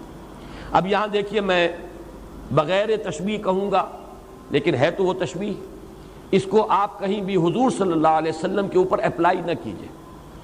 کوئی مربی, کوئی معلم, کوئی بزرگ جو اس کے زیر تربیت ہے، زیر تعلیم ہے، اس کا تلمیذ ہے، وہ محسوس کرتا ہے کہ اس کی ہمت کو جواب دے رہی ہے، یہ سمجھ رہا ہے شاید میں نہیں پڑھ سکوں گا، یہ منزل بڑی کٹھن ہے، یہ کام مجھ سے نہیں ہوگا، تسلی دیتا ہے کہ نہیں، دیکھو ایسی بات نہیں ہے، خامخواہ کو دل نہ چھوڑو، دیکھو تم نے اتنے کچھ کامیابی حاصل کی ہے، تم پہلے وہاں سے وہاں تک پہنچے ہو، گھبرانے کی کیا بات ہے، ذرا سی ہمت کرو، حوصلہ جو ہے قائم رکھو، آگے بڑھو۔ یہ جو ایک ری ایشور کرنے کا انداز ہوتا ہے، جیسے تسلی دی جا رہی ہو اس معنی میں کہ اللہ آپ کا ساتھ دے گا۔ اب ظاہر بات ہے ہم نے جو بات کہی ہے مربی اور معلم کی، تو حضور صلی اللہ علیہ وسلم کو اگر ہم تلمیذ اور کسی کا شاگرد سمجھیں تو وہ ذرا بات ہمارے قلب کے اوپر گراں گزرے گی، لیکن اگر ہم یہ سمجھیں کہ مربی اللہ ہے، آپ کا معلم اللہ ہے، مربی اللہ ہے، اس اعتبار سے الرب رب وَإِن تنزل والعبد عبد وَإِن ترقى، وہ نسبت وہاں پر قائم رہے گی۔ تو یہ جو حوصلہ دینے کا انداز ہے، اس کے پس منظر میں ہے اضمحلال، جس کو میں نے تعبیر کیا تھا جیسے کہ اعصاب کچھ جواب دے رہے ہوں، جیسے کہ ہمت کچھ بیٹھ رہی ہو، جیسے کہ کمر جو ہے وہ کچھ کمزور پڑتی نظر آ رہی ہو، جیسے اگلی صورت میں آئے گا الذی انقض ظہرک، جس نے کہ آپ کی کمر کو وہ دوہرا کر دیا تھا یا کمر توڑ کر رکھ دی تھی، یہ میں اس کا وضاحت بعد میں کروں گا، اس کے لغوی معنی کیا ہیں، لیکن یہ جو پس منظر ہے اس کو اگر آپ پہچان لیں کہ جس میں یہ ری ایشورنس دی جا رہی ہے، اے نبی وَلَلْآخِرَةُ خَيْرٌ لَكَ مِنَ الْأُولَىٰ، بالکل مطمئن رہیں، آپ کے لیے آخرت کہیں بہتر ہے پہلی سے، لفظی ترجمہ ہوگا آپ کے لیے پچھلی کہیں بہتر ہے پہلی سے، یہ لفظی ترجمہ ہوگا۔ اب اس کا ایک معنی تو یہ ہو سکتے ہیں کہ یہ مراد ہے آخرت، یعنی آخرت میں آپ کا مقام و مرتبہ بہت بلند ہوگا، دنیا میں جو بھی آپ کا مقام اور مرتبہ ہے اس سے، اور اس کے لیے چونکہ سابقہ صورت میں بھی یہ الفاظ آئے ہیں وَإِنَّ لَنَا لَلْآخِرَةَ وَالْأُولَىٰ، ہمارے ہی اختیار میں ہے آخرت بھی اور اولا بھی، پچھلی زندگی بھی، آخرت کی زندگی بھی اور دنیا کی زندگی بھی۔ اس اعتبار سے ان دونوں صورتوں کے اندر ایک لفظی مناسبت بھی پیدا ہوئی ہے۔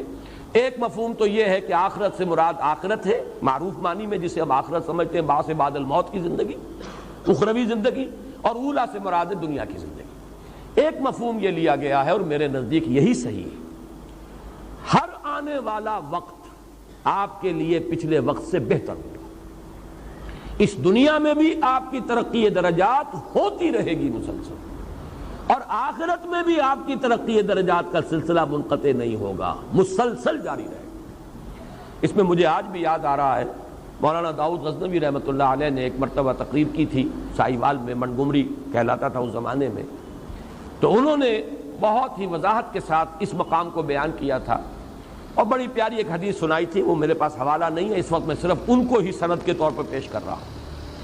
حضور نے فرمایا کہ میدان حشر میں لواء الحمد بیدی، اللہ کی حمد کا جھنڈا میرے ہاتھ میں ہوگا۔ یہ حمد جو ہے، آپ کا نام محمد بھی اسی سے ہے، اور احمد بھی اسی سے ہے، اور حامد بھی اسی سے ہے، اور محمود بھی اسی سے ہے، اور یہ جو ہے یہ اس امت کے لیے بھی یہ لفظ آیا ہے، تو اس اعتبار سے لواء الحمد بیدی، اور خاص جملہ یہ ہے اس روز میں اللہ کی جو حمد بیان کروں گا وہ آج نہیں کر سکتا۔ بڑا پیارا جملہ ہے، اس لیے کہ حمد کوئی انسان بیان کرتا ہے اپنے خود معرفت کے مناسبت سے، جتنی گہری اپریسیشن آپ کو کسی شے کی حاصل ہوئی ہے اتنا ہی تو آپ اس کو بیان کر سکیں گے نا۔ یہ تو ہو سکتا ہے کہ اپریسیشن آپ کی زیادہ ہو، بیان آپ نہ کر سکیں، اتنی بھی نہ بیان کر سکیں، وہ تو یہ ہے کہ انسان کا یعنی کلام کی صلاحیت جو ہے اس میں کم ہے، قوت بیانیہ کا قصور ہے، اس کی کمی ہے، لیکن یہ کہ ظاہر بات ہے کہ جتنی اپریسیشن ہے اس سے زائد تو کوئی شخص بیان نہیں کر سکتا، کتنا ہی وہ طلاقت لسانی اور اس کے اندر قوت بیان موجود ہو، اس کا بیان رہے گا وہیں تک جہاں تک کہ اپریسیشن اس کو حاصل ہوئی۔ معلوم ہوا کہ وہ معرفت رب جو حضور کو اس دنیا میں حاصل تھی اس سے کہیں بڑھ کر معرفت رب ہوگی میدان حشر میں، اور اس وقت جو حمد بیان کریں گے محمد الرسول اللہ صلی اللہ علیہ وسلم، وہ اس دنیا کی زندگی میں رہتے ہوئے وہ حمد بیان نہیں کر سکتے تھے۔ تو وَلَلْآخِرَةُ خَيْرٌ لَكَ مِنَ الْأُولَىٰ، ہر آنے والی ساعت آپ کے لیے پچھلی ساعت سے بہتر ہوگی اور آپ کے مراتب بلند سے بلند تر ہوتے چلے جائیں گے۔ وَلَسَوْفَ يُعْطِيكَ رَبُّكَ فَتَرْضَىٰ، اور عنقریب آپ کا رب آپ کو اتنا کچھ دے گا وہ کچھ دے گا. اب یہ میں نے دو ڈائمنشنز علیحدہ کر دی. اتنا کچھ دے گا یہ گویا کہ کوانٹیٹیو ہے، وہ کچھ دے گا یہ کوالیٹیٹیو ہے. اور یہاں پر ان دونوں کو بالکل مبہم رکھا گیا، واضح نہیں کیا گیا. کہیں ابہام میں زیادہ تاثیر ہوتی ہے، وہ کچھ دے گا، وضاحت نہیں کیا کیا دے گا، اس کی وضاحت نہیں کی گئی. لیکن اس میں زیادہ جو ہے مبالغہ ہے، زیادہ تاثیر ہے. آپ کا رب آپ کو وہ کچھ دے گا اور اتنا کچھ دے گا کہ آپ راضی ہو جائیں گے. اب اس میں وہ کوانٹیٹیو کوالیٹیٹیو سارے ایلیمنٹس لے آئیے. اس میں وہ چیز بھی لے آئیے، دنیا میں آپ کو کامیابی ہوگی، آپ فاتح کی حیثیت سے مکے میں داخل ہوں گے. وہ وقت آئے گا کہ یہی قبائل عرب جو ہے یدخلون فی دین اللہ افواجا، اللہ کے دین میں فوج در فوج داخل ہوں گے. پھر آپ کی امت کے ہاتھوں قیصر و کسریٰ کی سلطنتیں جو ہے وہ زیر ہوں گی اور وہاں پر جھنڈے گاڑے جائیں گے. آپ کے خلفائے راشدین کے زمانے میں کہاں سے کہاں تک بات پہنچ جائے گی. تو میں عرض کر رہا تھا کہ حضور نے فرمایا میرے لیے پوری زمین لپیٹ دی گئی، یہاں تک کہ میں نے اس کے مشارق اور مغارب سب دیکھ لیے، مشرق و مغرب سب میرے سامنے آ گئے. اور جو کچھ میں نے دیکھا ہے زمین کا حصہ، وہاں پر میری امت کی حکومت قائم ہو کر رہی ہے. یہ بھی گویا کہ وہی ایک نوید ہے، وَلَسَوْفَ يُعْطِيكَ رَبُّكَ فَتَرْضَىٰ. پھر یہ کہ آخرت میں جو مقام ہوگا خود آپ کو ذاتی طور پر مقام محمود پر فائز کیے جائیں گے. پھر یہ کہ آپ کے لیے شفاعت کبریٰ، جس کی کہ احادیث کے اندر صراحت آئی ہے. تو اے نبی آپ راضی ہو جائیں گے. جب میں پہلے بیان کر چکا ہوں کہ وہاں حضرت ابو بکر سے خطاب تھا تو وَلَسَوْفَ يَرْضَىٰ، یہاں وَلَسَوْفَ يُعْطِيكَ رَبُّكَ فَتَرْضَىٰ. اب اس میں تفاصیل کا جتنا بھی ہے رنگ وہ بھر لیجئے، کیا کچھ اللہ نے دیا اور کیا کچھ جو ہے ابھی آخرت میں محمد الرسول اللہ صلی اللہ علیہ وسلم اور آپ کی امت کے لیے کیا کیا مدارج ہیں اور کیا کیا رتبے ہیں جو اللہ نے رکھے ہیں. أَلَمْ يَجِدْكَ يَتِيمًا فَآوَىٰ. یہ جب 3 آیتیں آ رہی ہیں یہ بھی وہ انداز ہے، دیکھو ہم نے تمہارا ساتھ کبھی چھوڑا ہے پہلے؟ غور کرو اپنی سابقہ زندگی پر. جو تمہارا رب تمہیں ان مراحل سے گزار کر لایا، کہ آئندہ تمہارا ساتھ چھوڑ دے گا؟ یہ بھی جیسا کہ میں نے عرض کیا ہے کہ یہاں بھی تھوڑا سا آدمی کی زبان لڑکھڑاتی ہے کہ نبی اکرم صلی اللہ علیہ وسلم کو بھی ان چیزوں کے حوالے سے تذکیر کی ضرورت تھی. ہمارا ذہن قبول کرنے سے آپ کے خاص مقام و مرتبے کے اعتبار سے ذرا یہاں رکتا ہے، رکاوٹ محسوس کرتا ہے. سامنے کی باتیں ہیں بالکل، لیکن یہ کہ یہ سامنے کی باتیں جیسے کسی طالب علم کو کوئی استاد یاد دلاتا ہے، وہاں تو بات سمجھ میں آتی ہے. لیکن محمد الرسول اللہ صلی اللہ علیہ وسلم کو بھی کیا یہ باتیں اس طور سے یاد دلانے کی ضرورت تھی؟ یہاں آ کر ذرا طبیعت جو ہے رکتی ہے. بہرحال اس پر میں عرض کروں گا اس کی توجیہ کیا ہے. اس وقت یہ سمجھ لیجئے یہ حضور کی حیات طیبہ کے 3 ادوار ہیں جن میں اللہ کی رحمت اور شفقت جو ہے حضور پر، اللہ کی عنایت خصوصی حضور پر 3 مختلف صورتوں میں جو ہے وہ شامل حال ہوئی. اس کے حوالے سے بلکہ نوٹ کر لیجئے، میں نے کبھی سیرت کی تقریر میں یہ عرض کیا تھا کہ حضور کی پوری حیات دنیاوی 6 آیات کے حوالے سے 6 چیپٹرز میں 6 آیات کے زیر عنوان لائی جا سکتی ہے. 3 آیات یہ ہیں اور 3 آیات سورہ مدثر کی. آپ کا پہلا حصہ زندگی کا وہ ہے، یوں سمجھیے کہ 10-12 برس تک کی زندگی.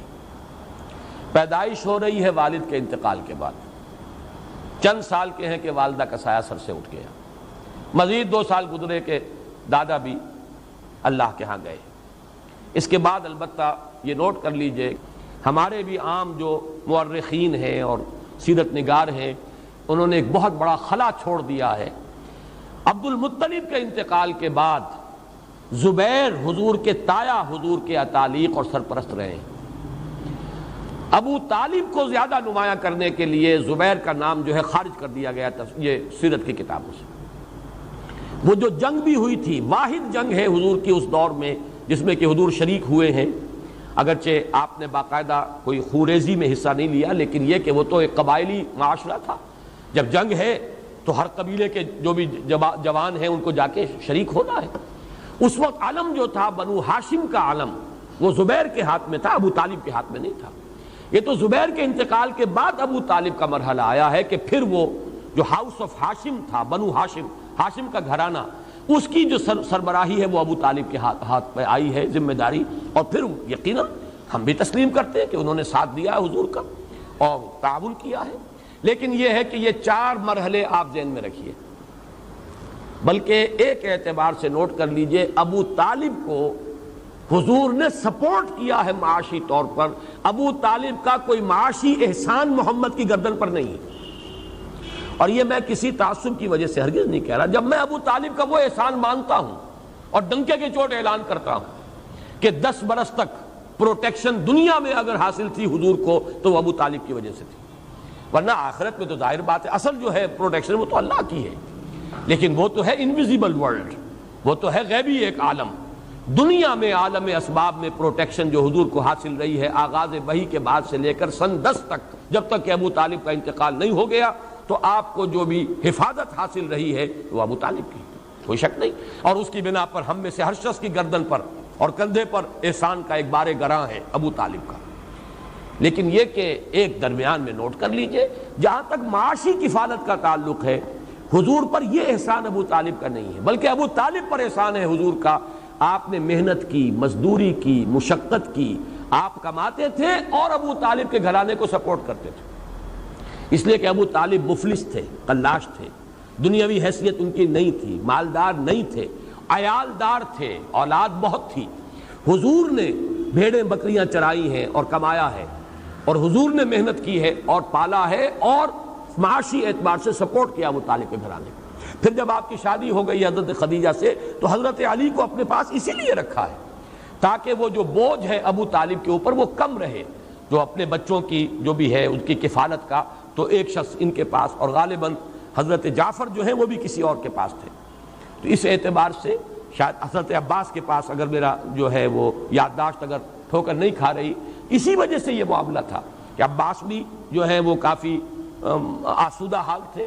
ادھر حضور کو اللہ تعالیٰ نے غنا عطا کر دیا حضرت خدیجہ سے شادی کا، نتیجہ یہ نکلا ہے کہ حضرت علی یہاں تھے، جعفر وہاں تھے، اس لیے کہ ابو طالب سپورٹ نہیں کر پاتے تھے۔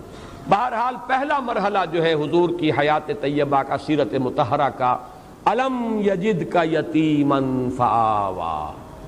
اے محمد ذرا دیکھو تو صحیح، پیچھے مڑ کر نگاہ تو ڈالو، تم دنیا میں آئے تو تمہارے والد کا سر سے سایہ اٹھ چکا تھا، چند برس کے 6 برس کے تھے کہ دادا کی محبت سے بھی محروم ہو گئے، مزید 2 برس کے بعد ماں کی محبت اور شفقت بھی ختم ہوئی۔ پھر ہم نے کس کس طریقے سے آپ کے لیے بندوبست کیا، کہاں کہاں سے فآوا، پناہ دی ہے، کہاں کہاں سے پروٹیکشن ملی ہے، کیسی کیسی محبتیں آپ کو ملی ہیں، دادا کی محبت، والدہ کی محبت، پھر زبیر کی محبت۔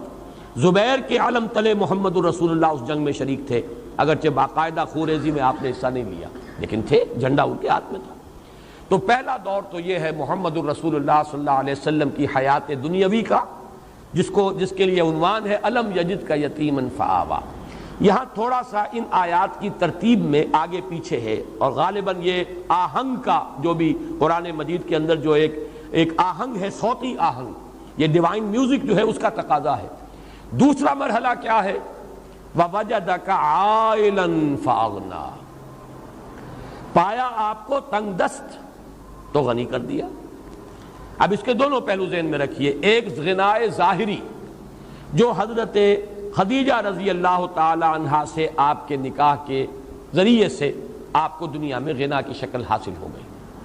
اب یہ کہ دولت ہے، سرمایہ ہے، وفادار بیوی ہے، جان چھڑکنے والی بیوی ہے، اپنی ساری دولت جو ہے آپ کے قدموں میں لا ڈالی ہے۔ وہ واقعات میں نے آپ کو سنائے ہیں، امام راضی نے کوٹ کیا ہے۔ ایک موقع پر حضور کہیں باہر گئے، ابھی وحی کا آغاز نہیں ہوا تھا وہ دور، اس لیے کہ 15 برس ہیں آپ کی ازدواجی زندگی کے، جبکہ ابھی وحی شروع نہیں ہوئی۔ 25 برس کی عمر میں آپ کا نکاح ہوا حضرت خدیجہ سے، اور 40 برس کی عمر میں وحی کا آغاز ہوا، تو یہ 15 برس ہے۔ یا اس میں سے کوئی تھوڑا سا وقت نکال لیجئے، وہ میں تیسری آیت کے ذیل میں لاؤں گا جو یہاں درمیان میں آئی ہے۔ تو بہرحال 12-13 برس کا یہ مرحلہ بھی ذہن میں رکھیے، یہ آپ نے خوشحالی کا، اطمینان کا، ایک وفادار بیوی ہے نکاح میں، بچے بھی اللہ نے دیے ہیں، اگرچہ بیٹے ہوئے وہ لے لیے، بیٹیاں ہیں، ہرا بھرا گھر ہے، دولت ہے، آسائش ہے، عزت ہے، آپ کی تجارت ہے، آمد و رفت ہے۔ اس کا واقعہ وہ آتا ہے جو امام راضی نے نقل کیا ہے کہ حضور ایک مرتبہ نکل گئے ذرا مکے سے باہر، کوئی وادی میں آپ نے دیکھا کوئی قبیلہ ٹھہرا ہوا تھا، بہت مفلوق الحال لوگ، بدن پر کپڑے نہیں، اور فاقوں سے معلوم ہوتا تھا سوکھ کر کاٹا ہوئے۔ دیکھ کر آپ آ گئے، کپڑا لے کر لیٹ گئے، ایک کیفیت حزن کی اور ملال کی۔ حضرت خدیجہ نے پوچھا کیا معاملہ ہے، آپ کی طبیعت ناساز نہیں، کیا معاملہ ہے؟ فرمایا کہ میں گیا تھا باہر، میں نے دیکھا ایک ایسے لوگ ہیں اور میرے پاس کوئی دولت نہیں ہے کہ میں ان کی مدد کر سکوں۔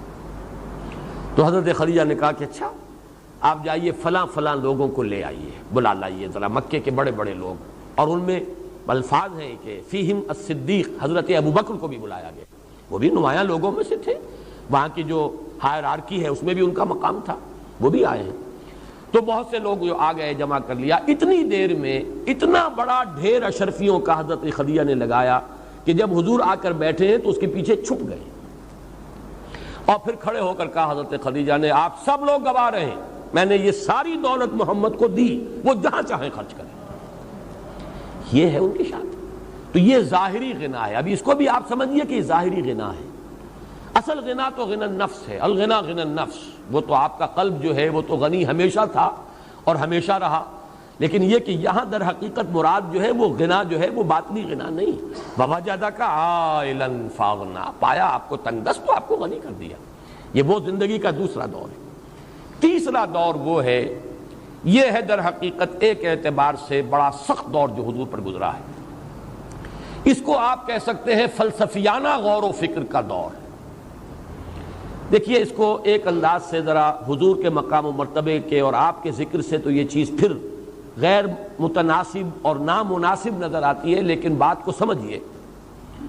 جب تک کہ ایک تنگ دستی تھی تو پوری محنت جو ہے جسمانی مشقت لگ رہی ہے، اب جب فراغت بھی ہو گئی، ہر طرح کی سہولتیں بھی حاصل ہو گئیں، گھریلو ازدواجی زندگی کی مسرتیں بھی حاصل ہیں، تو غالباً اب وہ وقت آیا ہے کہ فلسفیانہ غور و فکر، یہ کائنات ہے کیا، یہ زندگی ہے کیا، یہ ہم کہاں سے آئے ہیں، کہاں جا رہے ہیں، یہ گاڑی چلے جا رہی ہے، رو میں ہے رخش عمر، کہاں دیکھیے تو ہمیں نہ ہاتھ باغ پہ ہے نہ پا ہے رکاب میں، کدھر جا رہے ہیں پتہ نہیں، کہاں ہم جا رہے ہیں، کہاں سے ہدایت ملے۔ پھر یہ جو پستی ہے اخلاقی، اب ظاہر بات ہے جو خود اخلاق کی اس بلندی پر فائز ہو، اسے جو اپنے معاشرے میں پستی نظر آ رہی تھی، یہ لوگ کس درجے ڈنات اور کس درجے کمینگی کا مظاہرہ کر رہے ہیں، کیسی درندگی کا مظاہرہ ہو رہا ہے، غلاموں پر جو ظلم و ستم ہو رہا ہے، لوگوں کے اندر جو ہے اخلاق کا شمع نہیں رہا، یتیموں کو دھکے دیے جا رہے ہیں، بھوکوں کو کھانا کھلانے والا کوئی نہیں ہے، یہ سب کچھ جو ہو رہا ہے فحاشی ہے۔ اور عشقیہ داستانیں جو ہیں کھڑے ہو کر بڑے شوق سے لمبے لمبے قصیدوں کے اندر بیان کی جا رہے ہیں، فحاشی ہو رہی ہے، یہ ننگے مادر ذات برہنہ طواف کیا جا رہا ہے کعبے کا، کیا ہو رہا ہے، اس کا کیا علاج ہے، حالات میں کوئی بہتری ہو سکتی ہے، کیسے ہوگی؟ ایک سلیم الفطرت انسان ایک طرف تو اپنے ماحول کو دیکھ کر کڑ رہا ہے، سوچ رہا ہے اس کا حل کیا ہے، ہو بھی سکے گا حل کہ نہیں، کوئی امکان ہے اس کے درست ہونے میں؟ پھر یہ کہ مجھے کہاں سے ہدایت ملے، یقین والی دولت کہاں سے ملے، یہ ساری چیزیں وہ ہیں جو فلسفیانہ غور و فکر کا ایک بڑا شدید مرحلہ محمد الرسول اللہ پر گزرا ہے۔ بلکہ یہ ابھی لفظ رسول اللہ میں نے ایڈ کر دیا، اس وقت تک تو ابھی آپ کی نبوت ظاہر نہیں ہوئی، رسالت پر فائز نہیں ہوئے، یہ ایک حکیمانہ غور و فکر کا مرحلہ ہے۔ اسی کے بارے میں احادیث میں آتا ہے کہ فلما بلغ 40 سنة حبب إليه الخلاء فكان يخلو بغار حراء يتحنس فيه، آپ نے غور و فکر شروع کیا، خلوت گزینی محبوب ہو گئی، اب ملنا جلنا چھوڑ دیا لوگوں سے، جیسے کہتے ہیں وڈرا کر لینا، وہ ملنا جلنا، دنیا کی محفلوں سے اکتا گیا ہوں یا رب، کیا لطف انجمن کا جب دل ہی بجھ گیا ہو۔ بہرحال یہ شعر پورے طور پر تو یہاں پہ منطبق نہ کیجئے، دل کے بجھنے کا کوئی سوال نہیں، لیکن دلچسپی نہیں رہی، غور و فکر، سوچ بچار، اسی غور و فکر کے اندر غلطہ و پیچا، اسی میں پھر یہ کیفیت اتنی شدت پیدا ہوئی کہ گھر سے بھی نکل گئے، کئی دن کئی راتیں مسلسل غار حرا میں وہ غور و فکر ہو رہا ہے۔ یتحنس کا لفظ آیا حدیث میں، حضرت عائشہ سے یہ روایت ہے کہ جب آپ کی عمر شریف 40 کے لگ بھگ ہوئی تو آپ کی طبیعت کے اندر خلوت گزینی محبوب ہو گئی، آپ کو لوگوں سے کٹ کر اور منقطع ہو کر کہیں علیحدگی میں بیٹھنا، پھر یہاں تک ہوا کہ اس کے اندر شدت پیدا ہوئی کہ غار حرا میں کئی دن آپ مقیم رہتے تھے، کچھ کھانے پینے کا سامان حضرت خدیجہ جو ہے باندھ دیتی تھی اور وہاں جا کر آپ مقیم رہتے تھے، غور و فکر کرتے تھے۔ یتحنس فی، اب تحنس کا لفظی ترجمہ ہے عبادت یا گناہ کے اثرات کو زائل کرنے کی کوشش کرنا. ہنس کہتے ہیں گناہ کو. تحنس جو ہے کہیں کہیں باب تفاعل جو ہے اس معنی میں دیتا ہے سلب ماخذ، کہ جیسے کہ گناہ کو زائل کرنے کے لیے عبادت کی جاتی ہے تو یہ تحنس فی. لیکن پھر یہ کہ جو شارحین حدیث ہیں انہوں نے یہ سوال اٹھایا کہ آپ عبادت کیا کرتے تھے، کس طور سے کرتے تھے؟ ظاہر بات ہے کہ آپ بنی اسرائیل میں پیدا نہیں ہوئے، یہاں پر جو ہے ملت ابراہیمی اس میں سب چیزیں گم ہو چکی، تو عبادت کیسے کرتے تھے؟ تو تقریباً اجماع ہے اس پر کہ کانا صفت و تعبدہ فی غار حراء التفکر والاعتبار. غار حراء میں آپ غور و فکر کرتے تھے، سوچ بچار کرتے تھے. یہ وہ سوچ بچار کا مرحلہ ہے جس میں انسانی فلسفیانہ فکر جہاں تک پہنچ سکتا ہے وہاں تک محمد پہنچ گئے صلی اللہ علیہ وسلم. اب وہ مقام آیا ہے کہ جس سے آگے عقل انسانی کی رسائی نہیں ہے. گزر جا عقل سے آگے کہ یہ نور چراغ راہ ہے، منزل نہیں ہے. یہ وہ منزل ہے کہ جس پر وَوَجَدَكَ ضَالًّا فَهَدَىٰ. اب وہ پردے اٹھے ہیں، افلاک سے آتا ہے نالوں کا جواب آخر، اٹھتے ہیں حجاب آخر، کرتے ہیں خطاب آخر. اب وحی کا سلسلہ شروع ہوتا ہے. یہ گویا کہ سیرت محمدی صلی اللہ علیہ وسلم حیات طیبہ جو ہے آپ کے حیات دنیاوی کا تیسرا مرحلہ ہے. اس تیسرے مرحلے کے بعد بھی چوتھا مرحلہ ہے. ابھی وہ تشویش کیسے ہو، کس طرح کروں، غور و فکر، سوچ بچار، بڑا بوجھ آ گیا ہے، بہت بھاری بوجھ ہے. اس کا جو احساس گراں ہے اس کا ہے در حقیقت یا ایھا المزمل یا ایھا المدثر. اے کپڑے میں لپٹ کر لیٹنے والے، اے کمبل میں لپٹ کر لیٹنے والے، اے لحاف کو اوڑھ کر لیٹنے والے، کھڑے ہو جاؤ. اب تمہاری جد و جہد شروع ہو جانی چاہیے. لاکھ حکیم سر بجیب ایک کلیم سر بکف. اب یہ غور و فکر کا مرحلہ ختم کرو، آؤ میدان عمل میں. اور دو عمل ہے، ایک رات کا عمل ہے قم اللیل الا قلیلا نصفہ او انقص منہ قلیلا اور زد علیہ ورتل القرآن ترتیلا. اور ایک دن کا عمل ہے یا ایھا المدثر قم فانذر وربک فکبر. تو پانچواں مرحلہ ہے حضور کا انذار. پورا مکی دور جو ہے آپ یہاں سمجھیے دعوت، انذار، خبردار کرنا، جگانا، ہوش میں لانا. یہ 13 برس جو ہے یہ در حقیقت مرحلہ ہے انذار کا. اور باخری 11 برس یہ مرحلہ ہے تکبیر رب. اب اللہ کے جھنڈے کو بلند کرنے کے لیے سیف بدست آپ محمد الرسول اللہ صلی اللہ علیہ وسلم جہاد اور قتال کے میدان میں. 6 آیات کے حوالے سے حیات دنیاوی محمد الرسول اللہ صلی اللہ علیہ وسلم کی علم یجد کا یتیمن فآوا، پہلے 10 11 12 برس. ووجدک عائلا فاغنا، یہ وہ درمیانی حصہ. جیسے کہ آپ کی تجارت بھی کچھ کامیابی حاصل ہوئی اور پھر خاص طور پر حضرت خدیجہ سے شادی کے بعد، اور پھر وہ جو زندگی کا آسائش کا، آرام کا، دنیاوی جسے آپ کہتے ہیں خوشیوں کا ایک وقت آیا ہے جو گزرا ہے، ہر طرح کی سہولت دنیاوی آسائش ہے. پھر وہ وقت آیا غور و فکر، سوچ بچار. پھر وہ وقت آیا اب کھڑے ہو جاؤ یا ایھا المدثر، کمر کس لو، یا ایھا المزمل قم یا ایھا المدثر قم. اور اس کا پہلا مرحلہ انذار قم فانذر، اور آخری مرحلہ وربک فکبر، تکبیر رب اور اس کے لیے باطل سے پنجہ آزمائی، یہاں تک کہ قتال، اللہ کی راہ میں جنگ. یہ ہیں 6 مراحل اور 6 آیات.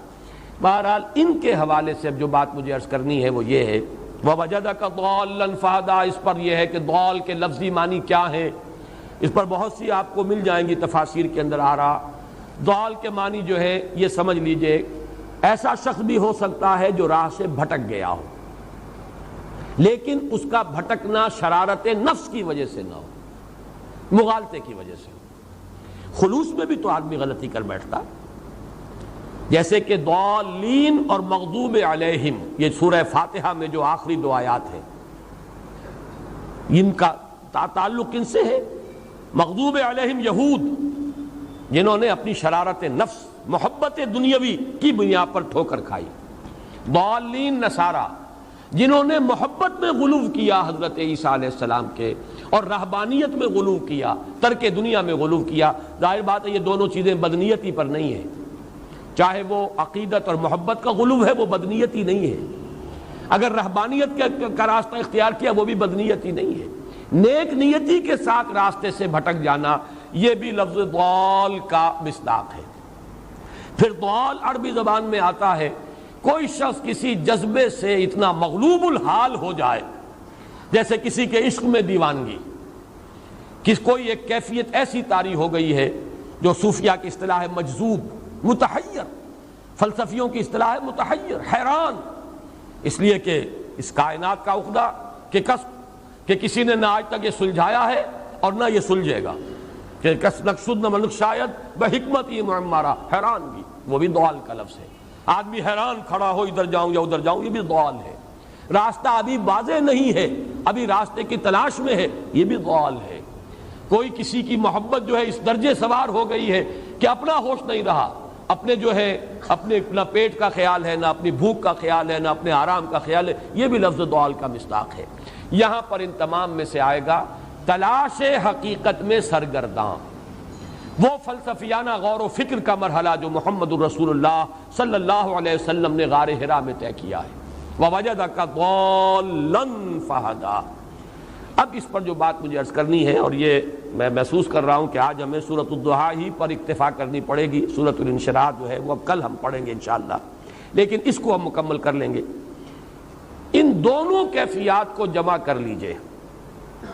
پہلی کیفیت وہ یہ احساس کہ میرے رب نے کہیں مجھے چھوڑ تو نہیں دیا، یہ تشویش، یہ اضطراب کہ عشقست و ہزار بدگمانی۔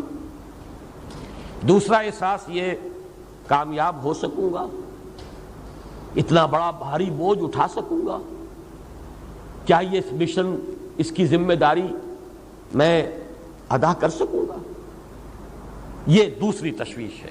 اور اس میں ہمت کا کچھ جواب دے جانا، جیسے کہ نیورستھینیا کا لفظ میں نے استعمال کیا۔ ان دونوں کیفیات کو جمع کیجئے تو اب صوفیہ کی ایک اصطلاح کے حوالے سے بات سمجھ میں آئے گی۔ قبض کی کیفیت، شدید قبض کی کیفیت تھی محمد الرسول اللہ صلی اللہ علیہ وسلم پر، جس میں کہ یہ سورہ مبارکہ نازل ہوئی ہے آپ کی دلجوئی اور تسلی کے لیے۔ اس کے لیے ذرا تھوڑی سی وضاحت مجھے کرنی پڑے گی۔ دیکھیے، انسانوں کی اکثریت تو ان پر مشتمل ہے جو بے حس ہوتے ہیں اور غبی ہوتے ہیں، جو ہو جائے ڈھیٹ انسان، کسی چیز کی کوئی خاص بس اپنی فکر ہے، اپنے بطن اور فرج کے تقاضے ہیں، مال جمع کرنا ہے، اس سے آگے کوئی اور فکر نہیں، کوئی سوچ نہیں، کوئی احساسات نہیں۔ کسی کے دل پر کیا بیت رہی ہے ہمیں کیا، وہ جانے۔ کوئی بھوکا ہے ہمیں کیا۔ ایک وہ کیفیت ہے کہ قافلے کو دیکھ کر آئے قبیلے کو، اور حضور صلی اللہ علیہ وسلم کی کیفیت وہ ہو گئی جس میں کہ حضرت خدیجہ رضی اللہ تعالی عنہا نے وہ قدم اٹھایا۔ ایک یہ کہ ہوا کرے، ہم کسی کے ذمہ دار تو نہیں، لا ابالی، جیسے آ چکا ہے پچھلی صورت میں، من بخل واستغنی استغنا۔ ان لوگوں کو چھوڑ دیجئے تو ایک اقلیت انسانوں کی ایسی ہوتی ہے جن کے لیے میں دو لفظ اب استعمال کر رہا ہوں، ذہین اور حساس۔ ذہین اور حساس لوگوں میں قبض اور بسط کی کیفیت، یہ مختلف سائیکلز ہیں جو آتی رہتی ہیں۔ کبھی طبیعت میں پشمردگی ہے، دل بجھا ہوا سا ہے، کچھ نا امیدی سی ہے، خود اپنے اوپر اعتماد کی کمی محسوس ہو رہی ہے، مجھ میں صلاحیت نہیں ہے، میں کچھ نہیں کر سکتا، اب تک جو کچھ کیا اس کا کچھ حاصل نہیں ہے، مایوسی، نا امیدی، پشمردگی، طبیعت میں انقباض، ایک بددلی کی سی کیفیت، یہ قبض ہے۔ کبھی اچانک ہم محسوس کرتے ہیں جیسے بادل آئے تھے اور چلے گئے، جیسے مطلع صاف ہو گیا۔ یہ ساری چیزیں انٹرنسک ہیں، ضروری نہیں کہ خارج کے اندر کوئی حالات بدلے ہوں، حالات وہی ہوں گے لیکن انسان کی داخلی کیفیت بدل جاتی۔ اب ایک جذبہ بھی ہے، امنگ بھی ہے، امید بھی ہے، روشن پہلو نظر آ رہے ہیں۔ قبض کی کیفیت میں تاریک پہلو نظر آتے ہیں، مایوسی کے پہلو نظر آتے ہیں، پیسیمزم کی کیفیت۔ اور یہ جو بسط کی کیفیت ہے اس میں روشن پہلو، دیکھو یہ بھی تو ہے نا، آخر یہ بھی تو ہوا ہے اور بھی ہو سکتا ہے، آخر اب تک میں نے یہ کام بھی تو کر لیا، آگے بھی مشکل آسان ہو سکتی ہے۔ یہ دو کیفیات ہیں قبض اور بسط کی، جن کو کہ صوفیاء کرام نے یہ اصطلاحات، یہ عنوان دیے، قبض اور بسط۔ جتنی انسان کے اندر حساسیت کی کیفیت زیادہ ہوگی، ذہانت زیادہ ہوگی، اتنا ہی یہ جو ویوز ہیں اس کی ایمپلیٹیوڈ زیادہ ہوتی ہے۔ کم ذہین انسان ہے، کم حساس ہے، آئیں گے تو صحیح ہے، لیکن یہ کہ وہ ویو جو ہے اس کا ایمپلیٹیوڈ جو ہے اس کے اندر اوپر اور نیچے کی کیفیت زیادہ نہیں ہوگی۔ لیکن جتنا یہ معاملہ بڑھتا ہے یہ جو ویو ہے اس کی ایمپلیٹیوڈ بڑھتا چلا جاتا ہے۔ لیکن نارمل انسان کا معاملہ یہ ہے کہ یہ حدود کے اندر رہے، اسی کی ایک کیفیت جو ہے اب نارمل جب ہو جاتا ہے، یہی ہے جو جدید ہماری جو سائیکولوجیکل میڈیسن ہے اس میں اسے مینیکس ڈپریسو سائیکوسس کہا جاتا ہے۔ مایوسی ہوئی تو اتنی ہوئی کہ جیسے کمر ٹوٹ کر رہ گئی، اور اسی ڈپریشن میں ہوتی ہیں خودکشیاں، خودکشی کر جاتا ہے ڈپریشن۔ کچھ روشن پہلو نظر ہی نہیں آ رہا، کوئی امید کا پہلو نظر ہی نہیں آ رہا، کوئی صورت نظر نہیں آتی، کوئی امید بر نہیں آتی، کس طرف جاؤں، کدھر دیکھوں، کسے آواز دوں، اے ہجوم نامرادی دل بہت گھبرائے ہیں۔ اور جب آدمی محسوس کرتا I can't face these realities، یہ commits suicide۔ یہ اور جب کیفیت ہوتی ہے انشراح کی تو آدمی خوب بھاگ رہا ہے، دوڑ رہا ہے، امنگ ہے، محنت ہے، دوڑ رہا ہے، امیدیں ہیں، اب ہر چیز کا روشن پہلو نظر آ رہا۔ عجیب ہے یہ۔ اصل میں مجھے کچھ تجربہ بھی ہوا ہے، ہمارے خاندان میں بھی یہ مرض موجود رہا۔ میرے والد مرحوم کافی طویل عرصے اس مینیک ڈپریسو سائیکوسس کے مریض رہے۔ کچھ ہوتا ہے یہ معاملہ، ویسے بھی شاید ہمارا خاندان جو ہے اس کیٹیگری میں آتا ہے جس میں ذہانت نسبتاً کچھ زیادہ ہے، حساسیت بھی نسبتاً کچھ زیادہ ہے۔ یہ دوسری بات ہے کہ کوئی شخص جو ہے یہ فلسفے کے طور پر اختیار کر لے کہ اپنے آپ کو ڈھیٹ بنا لینا ہے، یہ فلسفہ بھی بن سکتا ہے، لیکن یہ ہے کہ اگر آدمی چھوڑ دے اپنی طبیعت کو تو یہ دونوں کیفیات آتی ہیں۔ انہی کیفیات میں اگر یہ جو اپورڈ اینڈ ڈاؤنورڈ موومنٹ ہے یہ ایک حد سے نکل جائے تو یہ بیماری ہے مینیک سائیکوسس، مینیک ڈپریسو سائیکوسس۔ اس میں جب آدمی ہوتا ہے وہ اپر کیفیت میں تو اس کے اندر بڑی عظیمت ہے، روشنی ہے، امید ہے، لوگوں سے گفتگو کر رہا ہے، ہنس بول رہا ہے، خوب جو ہے محفل کے اندر، اب وہ محفل میں اسے دلچسپی محسوس ہو رہی ہے اور اسے ہر چیز کا روشن پہلو نظر آ رہا ہے، خود اپنے وجود کا بھی روشن پہلو، دوسروں کے وجود کا بھی، دوسروں کی بات میں سے بھی وہ اچھا پہلو تلاش کریں گے، وہ برا پہلو تلاش نہیں کریں گے۔ جب دوسری کیفیت ہے ڈپریشن کی، ہر ایک کی بات میں کوئی برائی نظر آئے گی، کوئی اس کی نیت کا فطور ہے، کوئی فساد ہے، کوئی یہ جو ہے بدنیتی کے ساتھ یہ بات کر رہا ہے، کوئی خیر کہیں ہے ہی نہیں، برائی ہی برائی ہے، مایوسی ہی مایوسی ہے، بدلی ہی بدلی ہے۔ یہ ہے در حقیقت وہ کیفیت، اس کو غالب نے بہترین انداز میں تعبیر کیا ہے۔ ذہین اور حساس انسانوں میں ان کی جو ترقی ہے وہ انہی مراحل سے ہو کر گزرتی ہے، اور ہر ڈپریشن کے بعد، ڈپریشن میں اس لفظ سینس میں استعمال نہیں کر رہا، یعنی بیماری کی حد تک پہنچنے والی ڈپریشن نہیں، صرف قبض کی حد تک پہنچنے والا معاملہ۔ ہر قبض کے بعد جب بسط آتا ہے تو آگے ترقی ہوتی ہے، جس کو آپ کہتے ہیں بائی لیپس اینڈ باؤنڈس، آدمی جو ہے چھلانگ لگاتا ہے، گویا کہ ایک درجہ جو پہلے تھا اس سے آگے درجہ انسان کا جو ہے اس سے بلند تر پوزیشن پر انسان پہنچتا ہے۔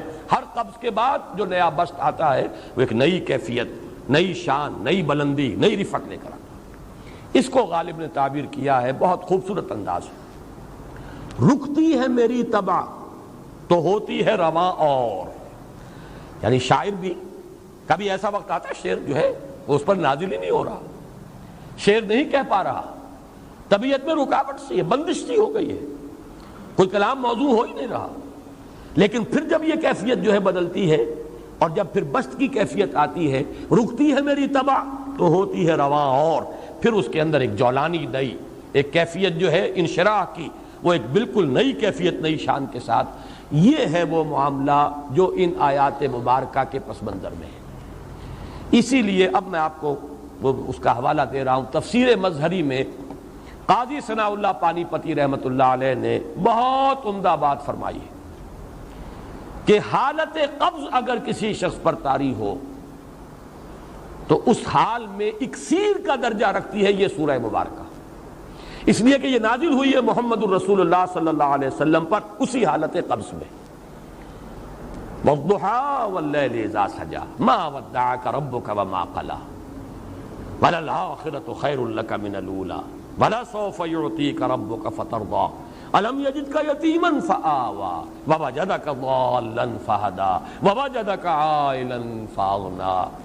یہ تمام آیات اب معلوم ہوگا کہ جیسے موتی پروئے ہوئے، ایک لفظ قبض، اب اس میں جو بھی واقعاتی اور جو میں نے آپ کو روایاتی جو بھی پس منظر بیان کیا وہ بھی فٹ بیٹھ رہا ہے، وہ خودکشی کا معاملہ بھی آ گیا، اس میں فٹ بیٹھ رہا ہے کہ بخاری شریف میں روایت موجود ہے کہ حضور فرماتے ہیں کہ میری طبیعت پر اس درجے اضطراب تھا، اتنی کیفیت جو ہے میری تشویش کی تھی کہ میرے دل میں بار بار خیال آتا تھا کہ پہاڑ پر چڑھ کر اپنے آپ کو نیچے گرا دوں۔ یہ سارے معاملات اب آپ کو محسوس ہوگا جیسے تمام کڑیاں جو ہیں وہ جڑ گئی ہیں، جیسے رات کو اب آپ اٹھ نہیں پا رہے، اضمحلال ہے، اعصابی جو ہے اعصاب اس درجے متاثر ہو چکے ہیں۔ صرف یہ ایک احساسات کی کیفیت نہیں ہے، آپ کی قوت فعلی جو ہے، قوت عملی، وہ بھی اس درجے متاثر ہو چکی ہے کہ کئی راتیں گزر گئی اور آپ رات کو نہیں اٹھ سکے، جس پر کہ ام جمیل کو یہ کہنے کا موقع مل گیا کہ معلوم ہوتا ہے محمد تمہارا شیطان تمہیں چھوڑ گیا۔ اب یہ جملہ اپنی جگہ پر اس کی کاٹ ہے یقیناً، اس سے یضیق صدرک بما یقولون، لیکن وہ کیفیت جس کی وجہ سے یہ جملہ آیا ہے اس پر نگاہ دوڑائیے، اس پر نگاہ کو مرکوز کریں گے تو معلوم ہوگا ایک لفظ قبض، یہ قبض کی ایک کیفیت تھی۔ اس قبض ہی کی کیفیت کا ایک مظہر یہ ہے چونکہ یہ بھی تو در حقیقت قلب مبارک جو ہے محمد الرسول اللہ صلی اللہ علیہ وسلم کا، اسی پر تو وحی کا نزول ہوتا تھا، یہ بھی وہی داخلی احساسات و کیفیات کا معاملہ ہے، یہی بھی در حقیقت یہ واردات قلبیہ ہی کا سارا معاملہ ہے۔ اس کو آپ خارج سے تعبیر نہیں کر سکتے، نہ بھی کوئی ایسے مصائب تھے، نہ ایسی کوئی مشکلات تھیں، نہ ابھی کوئی رد و قضا ایسی شروع ہوئی، نہ ابھی کوئی بحث و نزاع کا معاملہ ایسا ہوا، نہ کوئی ابھی کوئی فزیکل پرسیکیوشن شروع ہوئی، یہ سب داخلی ہی کیفیات ہیں، اور ان داخلی کیفیات کے حوالے سے ان سورہ مبارکہ کو اگر صحیح سمجھا ہے تو صوفیہ نے سمجھا۔ وہ جو اقبال کا شعر ہے کہ کچھ جو سمجھا میرے شکوے کو تو رضواں سمجھا، مجھ کو جنت سے نکالا ہوا انسان سمجھا، اور کون سمجھے گا؟ وہ تو سمجھے گا کہ دکھے ہوئے وہ دل کی صدا ہے، وہ کیا ہے جو اقبال کی وہ ایک نظم ہے پرندے کی فریاد، گانا اسے سمجھ کر خوش ہونا سننے والے، یہ تو در حقیقت ایک دکھے ہوئے دل کی صدا، فریاد یہ صدا ہے۔ تو یہ کیفیت جو ہے رضوان سمجھ سکا ہے جو کہ داروغہ جنت ہے، اس نے سمجھا یہ وہی آدم جو نکالا گیا تھا یہاں سے، یہ اس کی فریاد ہے۔ کچھ جو سمجھا میرے شکوے کو تو رضواں سمجھا، مجھ کو جنت سے نکالا ہوا انسان سمجھا۔ تو واقعہ یہ ہے کہ اس سورہ مبارکہ کا صحیح فہم اگر حاصل ہوا ہے، وہ امام راضی کو حاصل ہو ہی نہیں سکتا، وہ عقل اور منطق کی گتھیاں سلجھانے والے آدمی ہیں، اپنی جگہ ان کی کنٹریبیوشن بہت۔ یہ لغت اور ادب کا کوئی خاص مسئلہ اس میں ہے ہی نہیں کہ زمخشری اس میں کوئی جولانی دکھائیں اپنی، اس میں کوئی ایسا اشکال ہے ہی نہیں، نحوی اشکال ہی نہیں، لیکن یہ واردات قلبیہ کا معاملہ ہے، احساسات باطنی کا معاملہ ہے، یہ نفسیات انسانی کا معاملہ ہے، اور اس کو وہی سمجھ سکتے ہیں کہ جو ماہرین علم نفس ہیں، اور وہ ہیں صوفیاء کرام ہمارے ہاں، جن کا وہ ذوق ہے باطنی کیفیات و احساسات، جن کا موضوع ہے کہ یہ در حقیقت حالت قبض کی کیفیت ہے۔ اور اسی کے حوالے سے آج جو میں آخری بات عرض کر رہا ہوں وہ یہ ہے کہ میں نے آج، آپ نے نوٹ کیا ہوگا، شروع میں معمول کے خلاف ایک اضافی دعا بھی مانگی تھی۔ واقعہ یہ ہے کہ آج سے پہلے میں اس دعا کی اصل عظمت کو اتنا نہیں سمجھ پایا تھا جتنا آج سمجھا۔ یہ جو عظیم دعا ہے جس میں اتنی لجاجت، اتنی ہیوملٹی حضور نے اختیار کی ہے جس سے آگا کے سوال نہیں ہے۔ اللہم انی عبدک وابن عبدک وابن امتک، اے اللہ میں خود تیرا بندہ ہوں، میرا باپ بھی تیرا ادنا غلام، میری ماں تیری ادنا کنیز، فی قبضتک، میرا پورا وجود تیرے قبضہ قدرت میں ہے، تیرے ہی اختیار میں ہے، فی قبضتک ماضٍ فی حکمک، میرے پورے وجود میں تیرا ہی حکم جاری و ساری ہے، عدل فی قضاؤک، اور جو فیصلہ بھی تو میرے بارے میں کرے، جو بھی کرے وہ عدل ہے، انصاف ہے، کہ ہر چہ ساقی ما ریخت عین الطاف، ماضٍ فی حکمک عدل فی قضاؤک، ناصیتی بیدک، میری پیشانی تیرے ہاتھ میں ہے، جدھر چاہے موڑ دے۔ یہ جو اپنی نفی ہے نفی اس اعتبار سے بھی اپنی انانیت کی نفی، انی عبدوں کا وابن عبد کا وابن امت کا، پھر اپنے وجود کی نفی، اپنی مرضی کی نفی، اپنے اختیار کی نفی، فی قبضت کا ماضٍ فی حکموں کا ناصیتی بید کا عدل فی قضاء کا۔ پھر دیکھیے واسطہ وہ دیا ہے جس سے اونچا واسطہ ممکن نہیں۔ اسألو کا بکل اسم ہو لک، قرآن مجید میں آیا نا فدوہ بہا وللہ الاسماء الحسنی فدوہ بہا، اچھے نام اللہ کے ہیں، اس کو پکارا کرو ان ناموں کے حوالے سے۔ اب نام کہاں سے جمع کریں سارے؟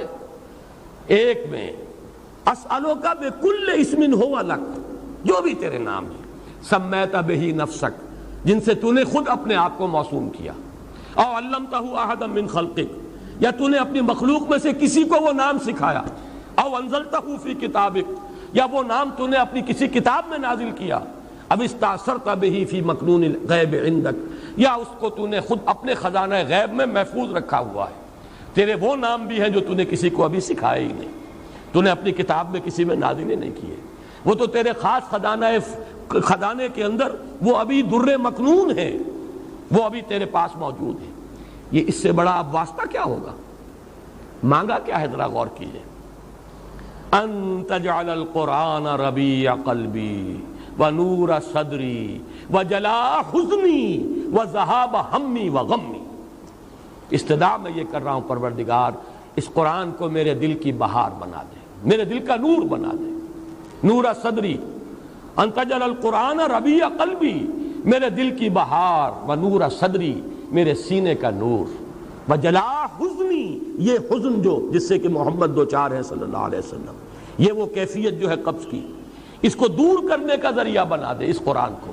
جلاء حزنی و ذہاب ہمی و غمی، اور میرے ہموم، میرے تفکرات، میرے غموں کو دور کرنے کا ذریعہ بنا دے۔ یہ عظیم دعا آج سورۃ الضحیٰ پر غور و فکر کرتے ہوئے، ویسے تو میں تقریباً 30 برس سے اس دعا کا مبلغ ہوں، اس لیے کہ جب میں نے یہاں کام شروع کیا تھا لاہور میں، جو تقریریں کی تھی مسلمانوں پر قرآن مجید کے حقوق کے نام سے جو شائع شدہ ہیں، اس پمفلٹ کے آخر میں میں نے یہ دعا درج کی ہے۔ یہ اصل میں کچھ مختلف احادیث میں ٹکڑے آئے ہیں، کہیں کوئی ایک ٹکڑا کم ہے، کہیں دوسرا کم ہے، میں نے بڑی تحقیق کر کے تمام روایتوں کو جمع کر کے پھر اس کو مرتب کیا ہے، اور وہ بڑی خوبصورت میں نے اس کی سیٹنگ کی ہے، اور وہ اس کتابچے کے آخر میں ہے۔ اللہم انی عبدک وابن عبدک وابن امتک فی قبضتک ناصیتی بیدک ماضٍ فی حکمک عدل فی قضاؤک اسألک بکل اسم ہو لک سمیت بہ نفسک او علمتہ احدا من خلقک او انزلتہ فی کتابک او استاثرت بہ فی مکنون الغیب عندک ان تجعل القرآن ربیع قلبی ونور صدری وجلاء حزنی وذہاب ہمی وغمی۔ یہ وہ کیفیت ہے، اور وہ قرآن جو اس کیفیت میں سب سے زیادہ پر تاثیر ہے وہ یہ قرآن ہے، ان دو صورتوں پر مشتمل قرآن، سورۃ الضحیٰ، سورۃ الانشراح۔ والضحیٰ واللیل اذا سجا ما ودعک ربک وما قلی وللآخرۃ خیر لک من الاولی ولسوف یعطیک ربک فترضی الم یجدک یتیما فآوی ووجدک ضالا فہدی ووجدک عائلا فاغنی۔ اب آخری حصہ رہ گیا، اس میں کوئی خاص وضاحت کی ضرورت نہیں۔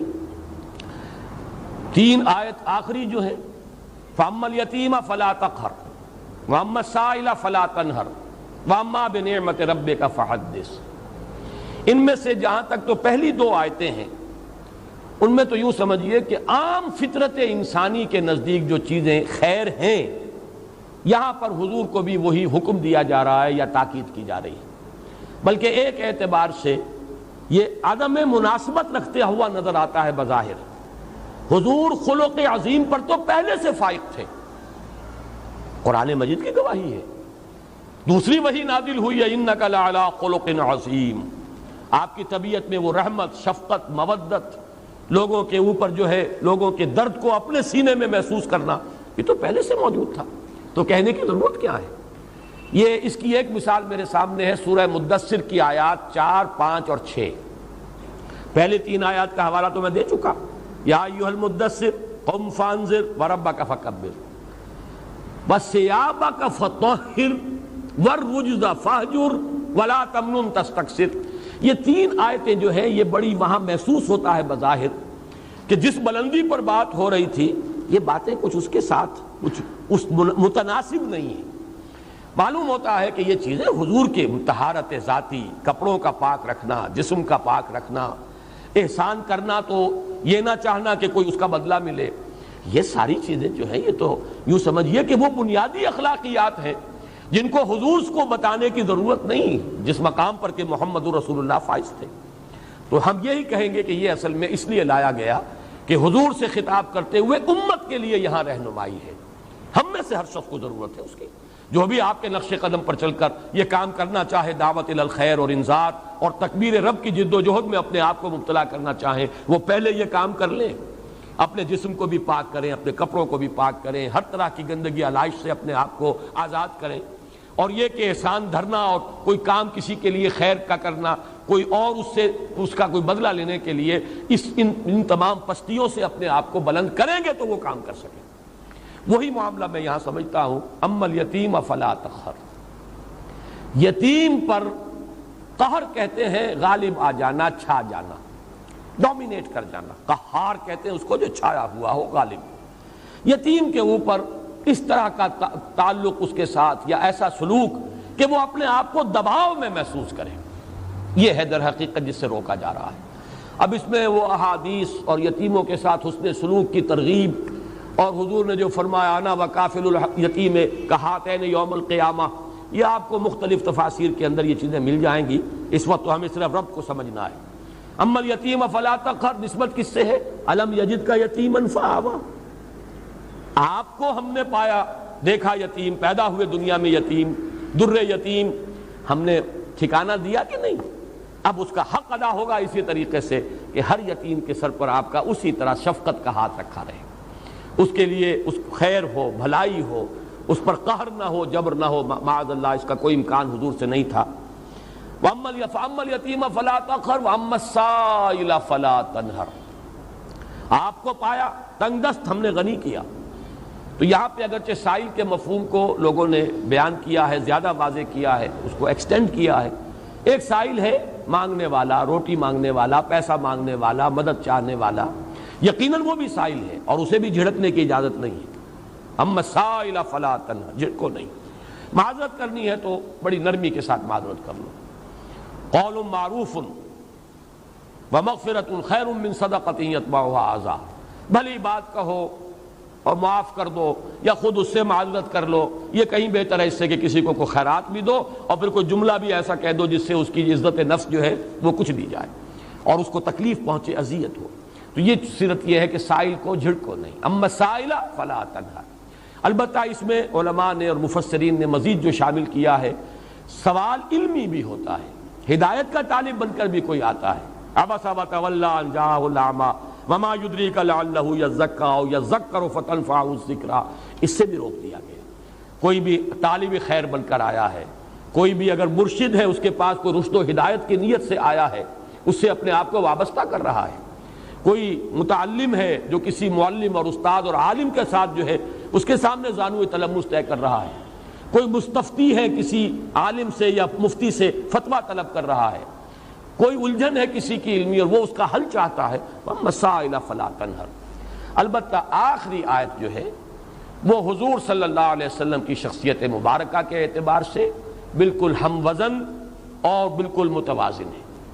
وَأَمَّا بِنِعْمَةِ رَبِّكَ فَحَدِّثْ، اور جو نعمت ہے آپ پر ہوئی ہے جو آپ کے رب کی طرف سے، اس کا خوب چرچا کرو، اسے خوب بیان کرو.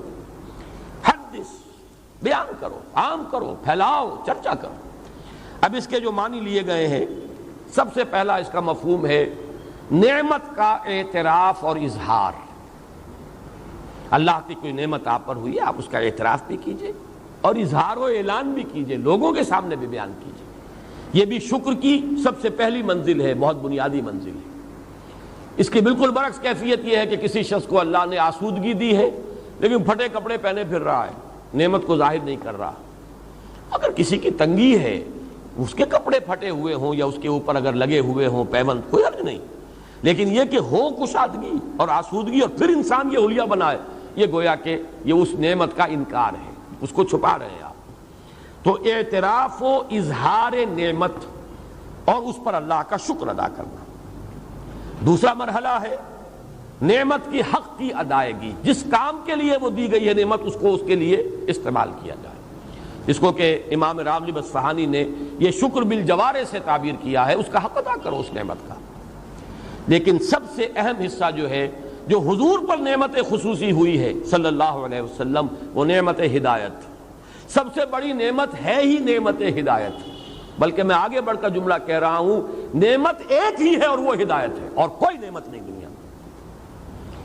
ہر نعمت دوسری جو ہے وہ تابع ہے۔ اگر نعمت ہدایت ہے تو صحت بھی نعمت، اولاد بھی نعمت، مال بھی نعمت، فرصت بھی نعمت۔ اغتنموا خمسا قبل خمس، 5 چیزوں کو 5 چیزوں سے پہلے غنیمت سمجھو، اپنی زندگی کو موت سے پہلے غنیمت سمجھو، یہ بھی نعمت ہے۔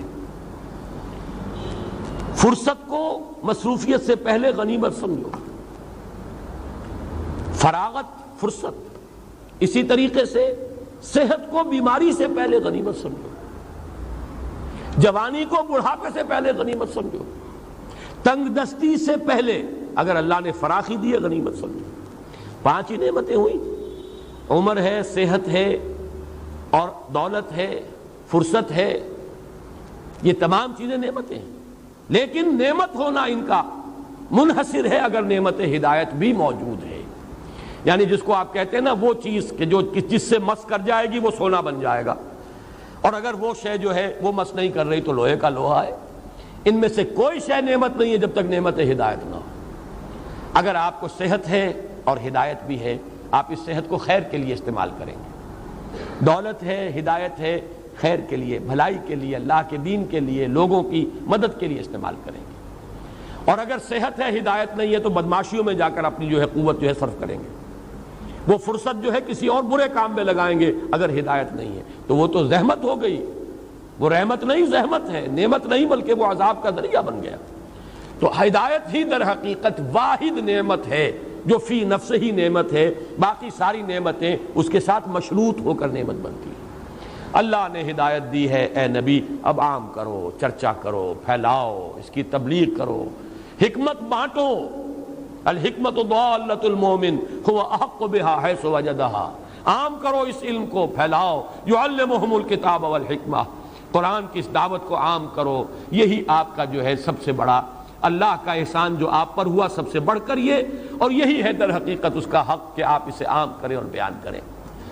اس میں بعض صوفیاء نے ایک بات کہی ہے، اور وہ یہ ہے کہ بعض ہمارے اکابر جو ہیں خاص طور پر تصوف کے میدان کے، ان سے کچھ منقول ہیں ایسی باتیں کہ عام آدمی سمجھتا ہے کہ وہ بڑا تکبر اور عجب کا اظہار انہوں نے کیا۔